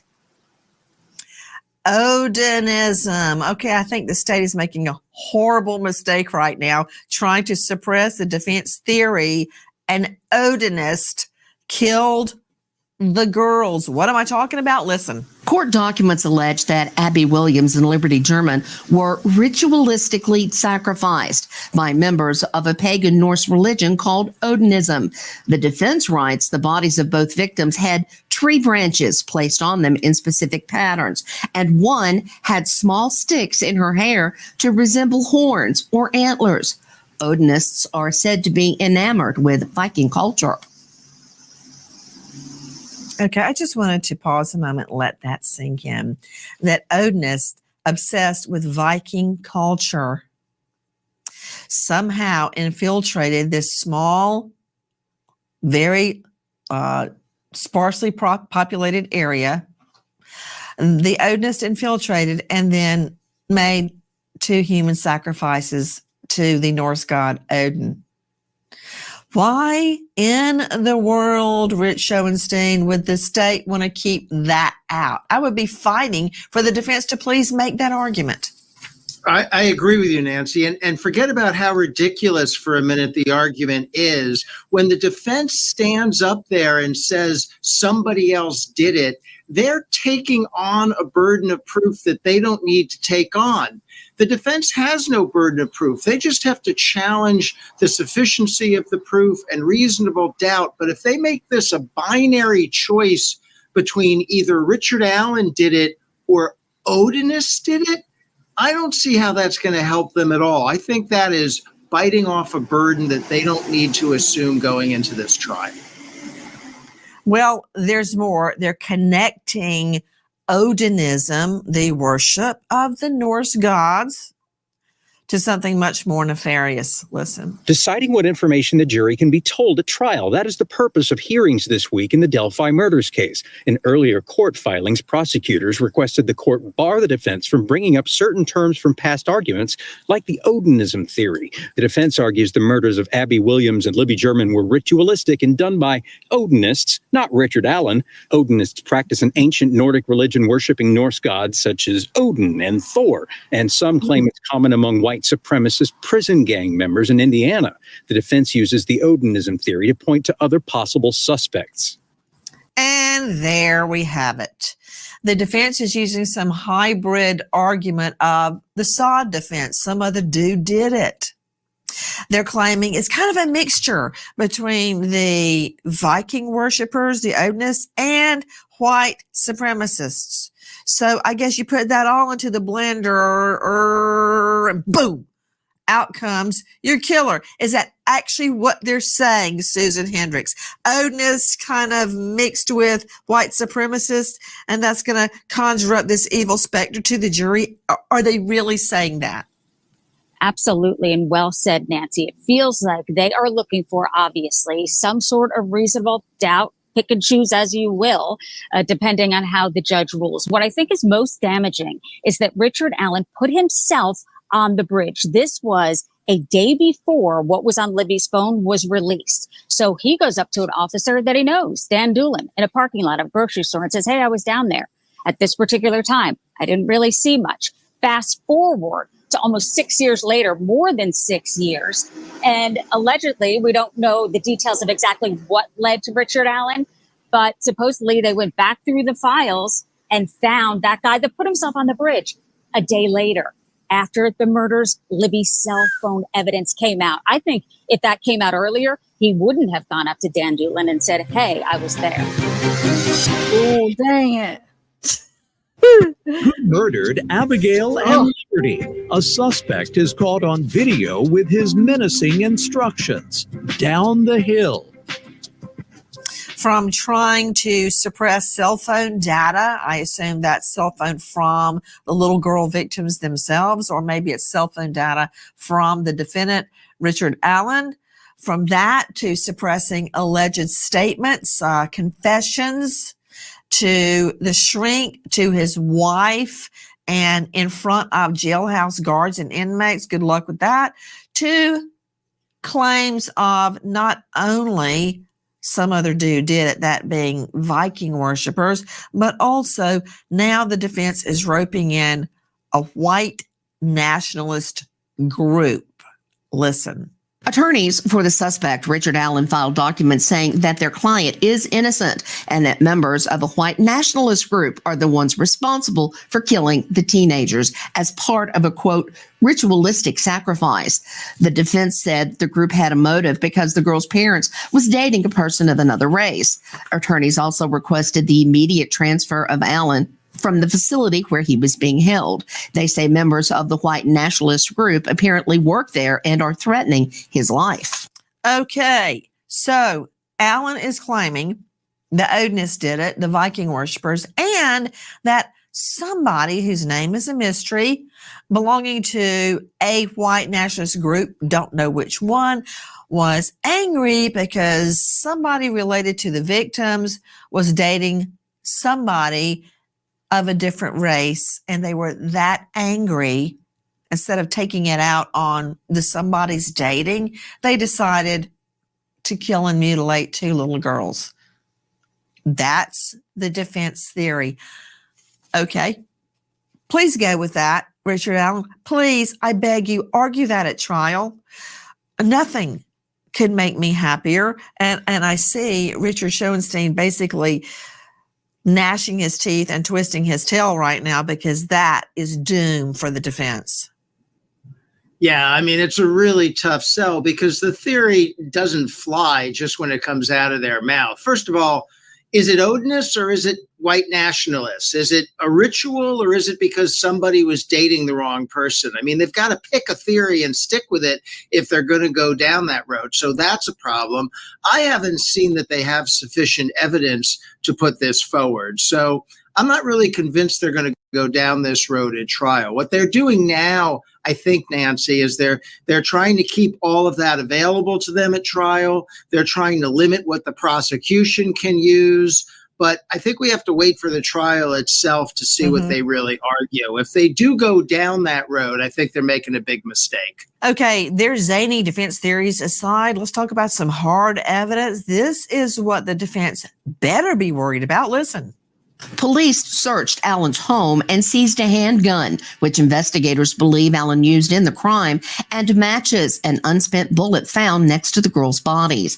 About 10 hunting and utility knives were also confiscated, along with the blue Carhartt jacket and other clothes. Investigators also took carpet samples and swabs from the seatbelts in Allen's Ford Focus vehicle that they believe was seen on the trail that day. And Allen admitted in 2 separate interviews that he was on the bridge that day. He says he went out on the bridge to watch the fish. Here's a very technical legal term. I hope you're sitting down. You may need to lay down for this one. It's very complicated. It's Latin. Defense attorneys love throwing around Latin terms on the elevator in the courthouse. Of course, I couldn't be happier. Idiot! Susan Hendricks joining me in the courthouse. What? This is Richard Allen. Did he actually volunteer that he was at the scene of the double murders the day of the murders, quote, watching the fish from a trestle bridge? How tall is that thing over the water? Who can see a fish down in that muddy water? It reminds me of Ichikani, where I grew up. You couldn't see a thing in it. So what he actually says, he's on the bridge watching the fish. Yes, and looking down at his stock ticker as he's walking towards the bridge saying, oh, I was just there looking down. Keep in mind, I know the panel knows this, the voice, his voice, if it is him, if he's found guilty, down the hill is in that footage on Libby's cell phone. And I believe that's why they don't want it in the courtroom. And I do want to point out, I've seen, as I mentioned, him glaring at the families and myself, but you never hear him talk.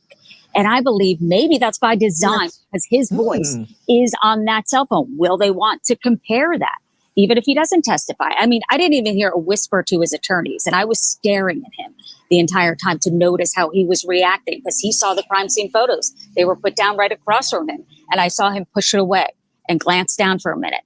So I was watching his every move, and never did we hear him speak during the hearing. So we'll see if that is why they want that out. So interesting, Susan Hendricks. Jessica Morgan, did I ever tell you about my slew-footed armed robber who was also couldn't spell, and he gave a handwriting sample?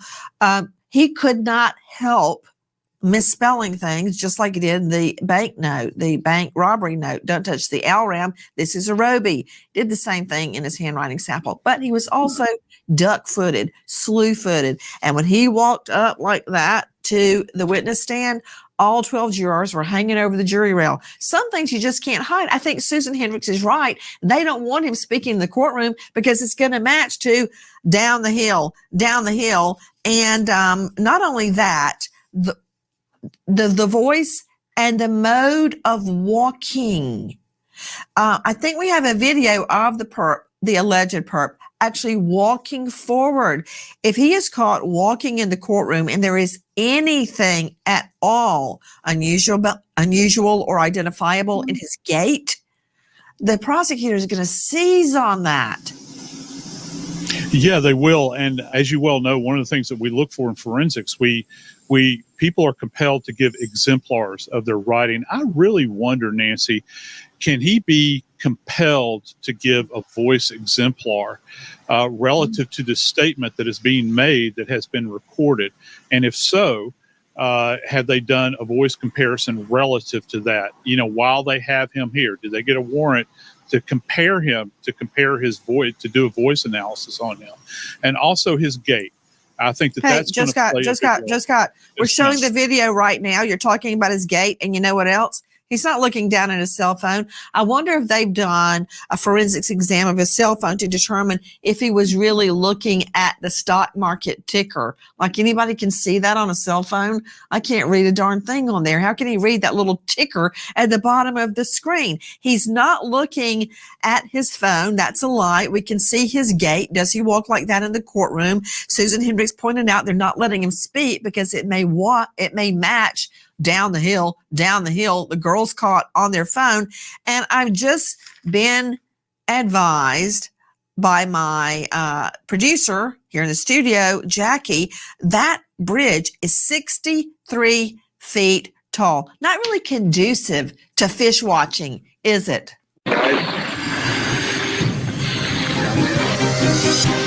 Oh. Suspect Richard Allen claims he didn't do it and that a pagan cult is at fault. It seems to me like the ballistics evidence is going to be possibly the strongest evidence in this case, but we don't know all the evidence the state is producing. Susan Hendricks joining me at the courthouse. Susan, investigative reporter and journalist, any idea? Oh, hey, the name of your book, Down the Hill, My Descent into the Double Murder in Delphi. Susan, what do you think is the most powerful evidence the state is going to bring out at trial, and what will be the defense counter? Yeah, absolutely. And I think it has to do with the search warrant of his home. What did they find inside that home? Was there any DNA on the jacket, that blue Carhartt? If he wore that jacket on the bridge that day, because it appears the person on the bridge guy, is in some sort of jacket. I believe it's his voice, as I mentioned. I believe there's some evidence that we don't know about. And of course, the ballistics. But again, Libby's video to me stands out. And of course, the confessions, if they're admissible. But I think it's just stacking up against him what the prosecution can and I believe will use. We stop and remember American hero Sergeant Christopher David Fitzgerald, Temple University, Pennsylvania PD. Sergeant Fitzgerald fatally shot attempting to arrest a burglary suspect, survived by distraught, grieving wife Marissa and 4 children, Armani, Autumn, Giselle, and Julian. American hero Sergeant Christopher David Fitzgerald. Thank you to all of our incredible guests for being with us, but our big thank you is to you and our new MSM family. Your chat's showing keep an eye peeled. I could see it. Do you have on all chat, or why do you think it's not shown? I mean, I see that.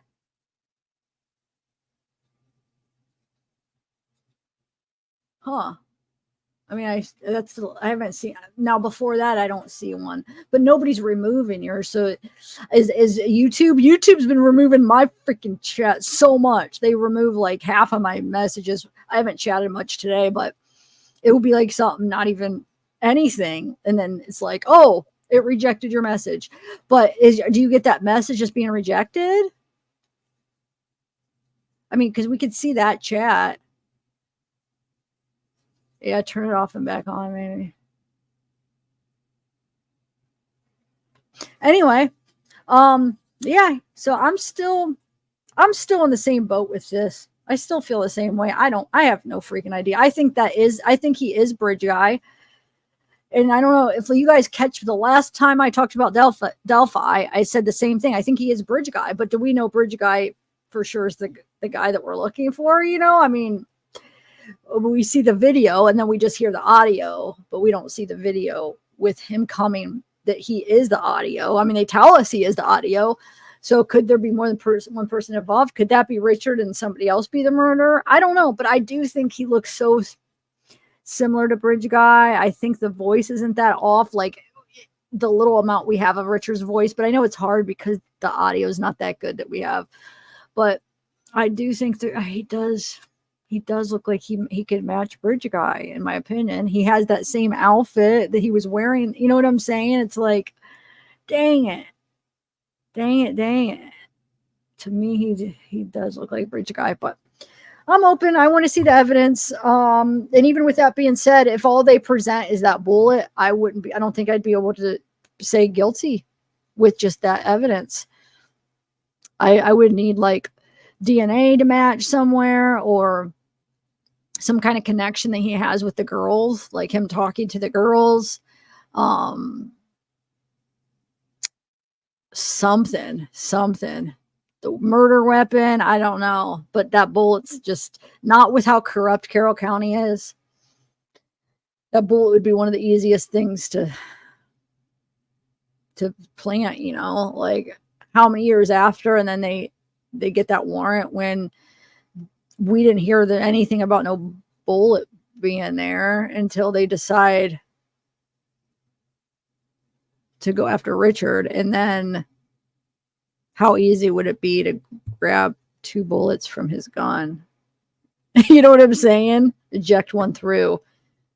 I mean, it would be, and we know they are corrupt as ever. So it's just that I just would need something more. But like I said, I do still think he could be the right guy, but you just need to prove it. You know what I'm saying? Just because you might think something, you like with our justice system, you need to prove it beyond a reasonable doubt. So even if the jury thinks, gosh, I think that's the guy, but I'm having doubt because they haven't proven it like beyond a reasonable doubt, then not guilty. Which sucks because if he is the right guy, that's one sick guy that's going to be roaming the streets. Anyway, hopefully they got a lot. I'm hoping they just have a lot of evidence. Like, I hope they have a solid case where at least we feel comfortable they have the right guy. They're not like convicting some innocent person. And yeah, I guess we'll see. Or will we see, because we can't watch it. So hopefully somebody will be able to relay a good, well, I'm sure after we'll be at least able to get the trial transcripts later, right? Hey, interrogation files. Or wait, oh, this is an old, hold on. That's old chat. Hold on a second. There we go.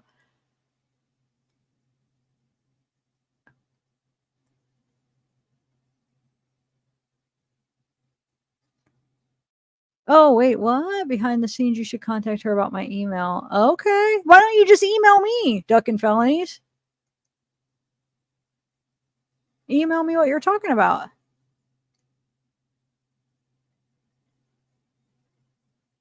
Yeah, I mean, Ron, I could see it being like Ron being involved. It's just he didn't match Bridge Guy. That's why I was always like, I can't, unless if there's more than one person involved, like, yeah, it's not hard to convince me that Ron could be a part of it, because just like there's so many things that make me think he could be, but he doesn't appear to be Bridge Guy. So that's the one thing that throws me off. But maybe he helped. Maybe if there is multiple people.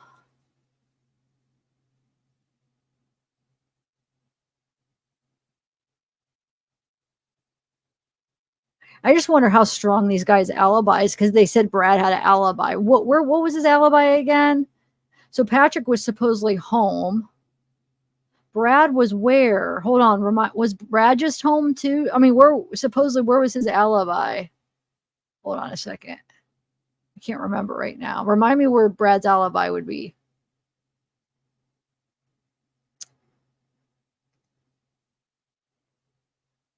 Because I remember Patrick said he was home. First of all, there was one time he said he was home with his son, but then his son was at school or something. So that was one thing that didn't add up, because were you home with your son or was your son at school? Yes, Brad was at work. That's right. Because in the Frank's motion, they laid it all out how they laid it out how he was at work, but it might not have been him at work. Like it could have been somebody else. They laid out all the specifics. The Frank's motion was very convincing. Like, I mean, it was so detailed, and it was like, oh wow, convinced me like for a while. I mean, I'm still not unconvinced, but I'm not, like, it was a good document. And then like how like the switch of the clothes, like why it couldn't have been one person that did that. But like I said, after seeing the actual photos and seeing that I'm still not, the whole pants thing, I want to know if those were Libby's or Abby's that she was wearing, because that is a big deal. Because if Abby had on Libby's pants, then I do feel like, and the big thing with Abby is they're saying the blood, it would have been after like they got cleaned off. So it wouldn't have been like her alive putting them on and then getting killed, because there would have been blood all over, right? It was like almost after the blood was like drained or whatever. They think they drained the blood, maybe, whatever. So there would need to be more than one person doing that, but I'm still not convinced that those are Libby's pants. I don't know. It's I mean, she has her hoodie on, but like she could have just put that hoodie on, as you know what I'm saying, at some point. It sounds like when they describe it, though, the shirt underneath is Abby's, because they describe I'll have to read through it, but it sounds like she has the shirt she had on. Was it like a maroon or whatever? It was like more of like a, I forget what you call that kind of top, but it sounds like she did have that on still. So it's like did she just put on Libby's hoodie over top, which wouldn't be that weird. I don't know. I know in the picture she didn't have it on, but on the bridge, but like what if during him taking him down the hill, she's like, I'm cold, or can I put it on, or something happened? I don't know. I have no idea. We're never going to know, though, exactly what happened. I feel like it's always going to be a mystery.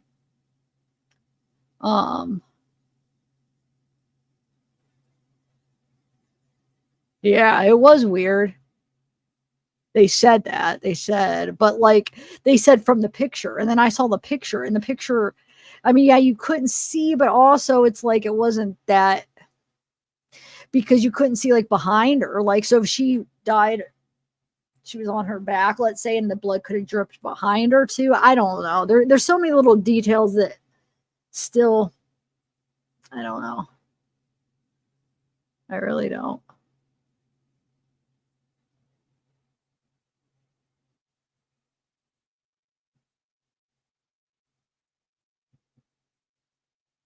Because if like, okay, so let's say all of it was Abby's clothes, but the hoodie was Libby's.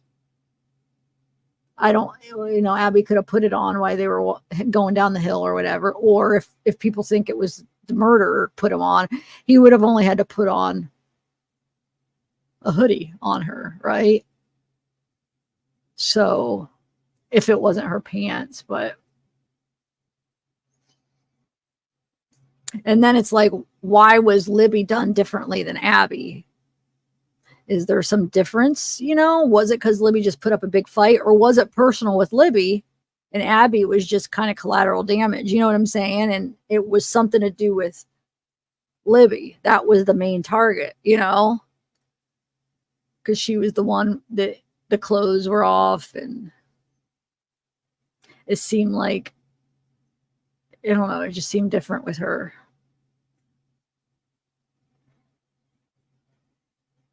But her mom was the one dating a different race, right? Did both moms, or it was just her mom? I don't know. It seems like that's like, is that enough for the whole ritual to them to pick those girls? Is that enough? Like, because her mother dated outside her race, they're going to go, it seems like it's more personal than that. It had to be more than just that. Or did they need a freaking sacrifice? They were at the park.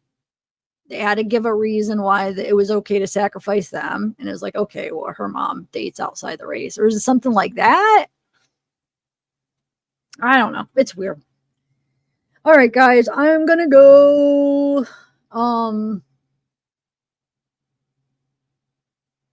Just wanted to watch that with you. I was watching it last night. Like, wow.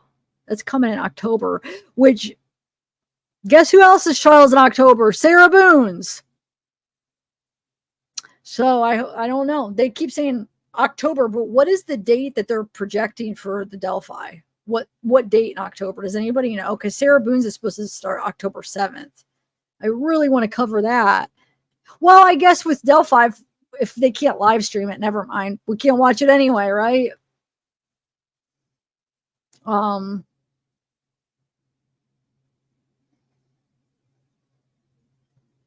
Yeah, Derek. So what do you think Derek has to do with the Odinism, or white supremacy, or Odinism, or why Derek though? Criminal.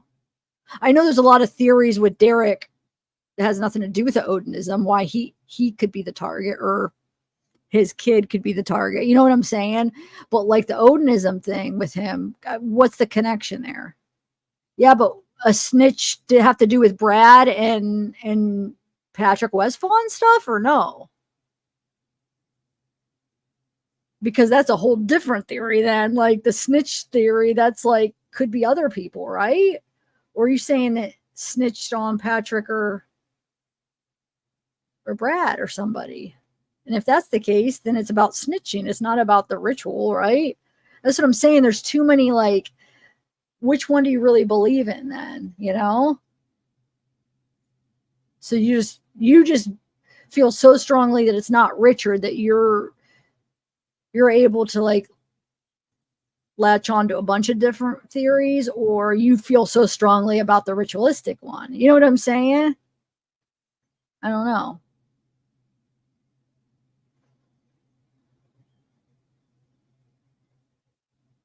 Yeah, I mean, I remember I heard that like years ago. Like, there's a lot of theories based on that, but this Odinism theory is not based on that. I thought you believed really strong in the Odinism one. So I'm just trying to figure out if maybe it's just more that you just don't think it's Richard. It's not that you're so connected to this Odinism, right?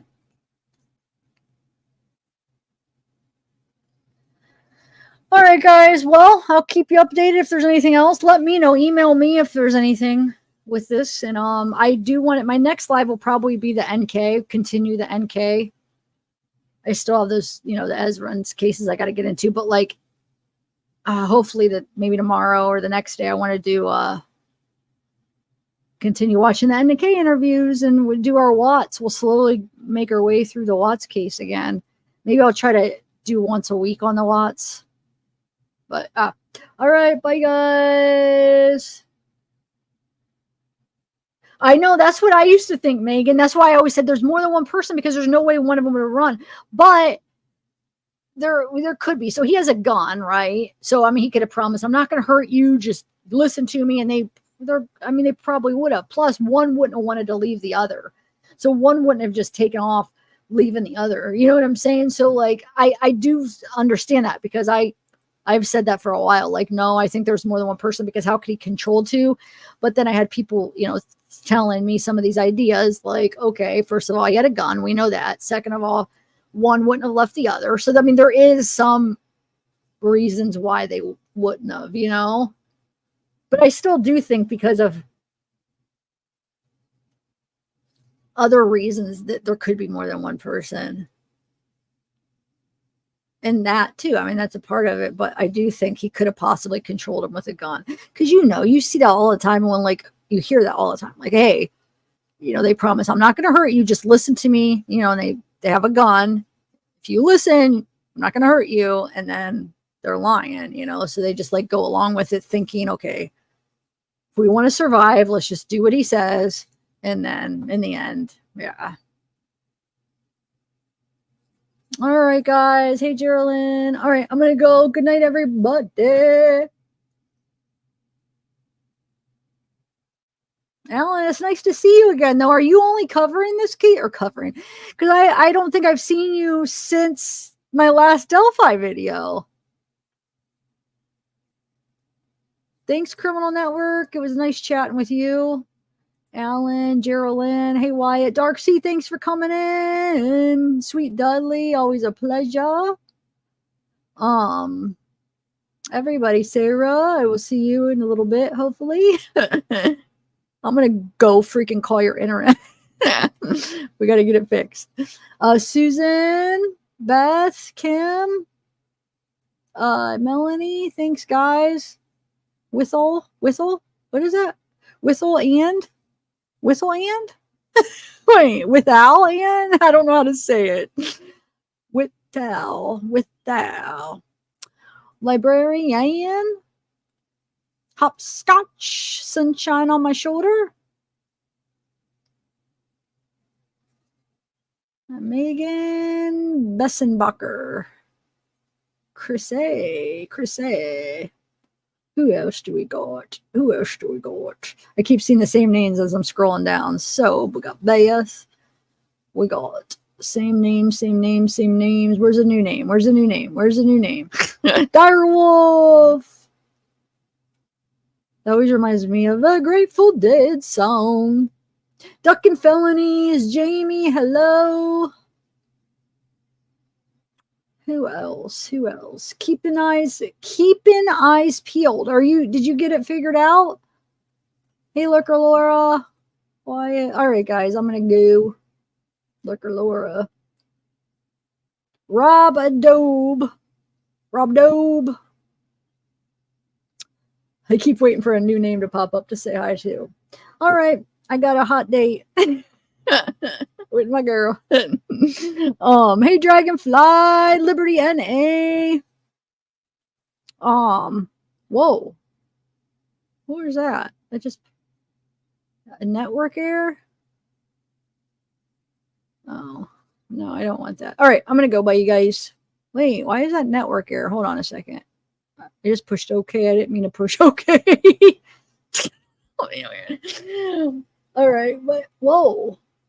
My computer. I cannot wait to get my ones. It keeps flashing different screens. No, I didn't even know it was tomorrow. What time, Dragonfly? Yeah, I'll cover it. See, I didn't know there was one tomorrow. Do you know what time?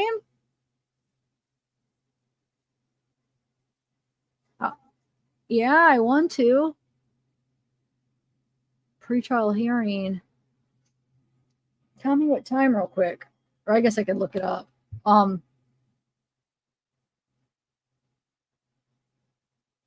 right. Well, I'll look it up. All right. Bye, guys.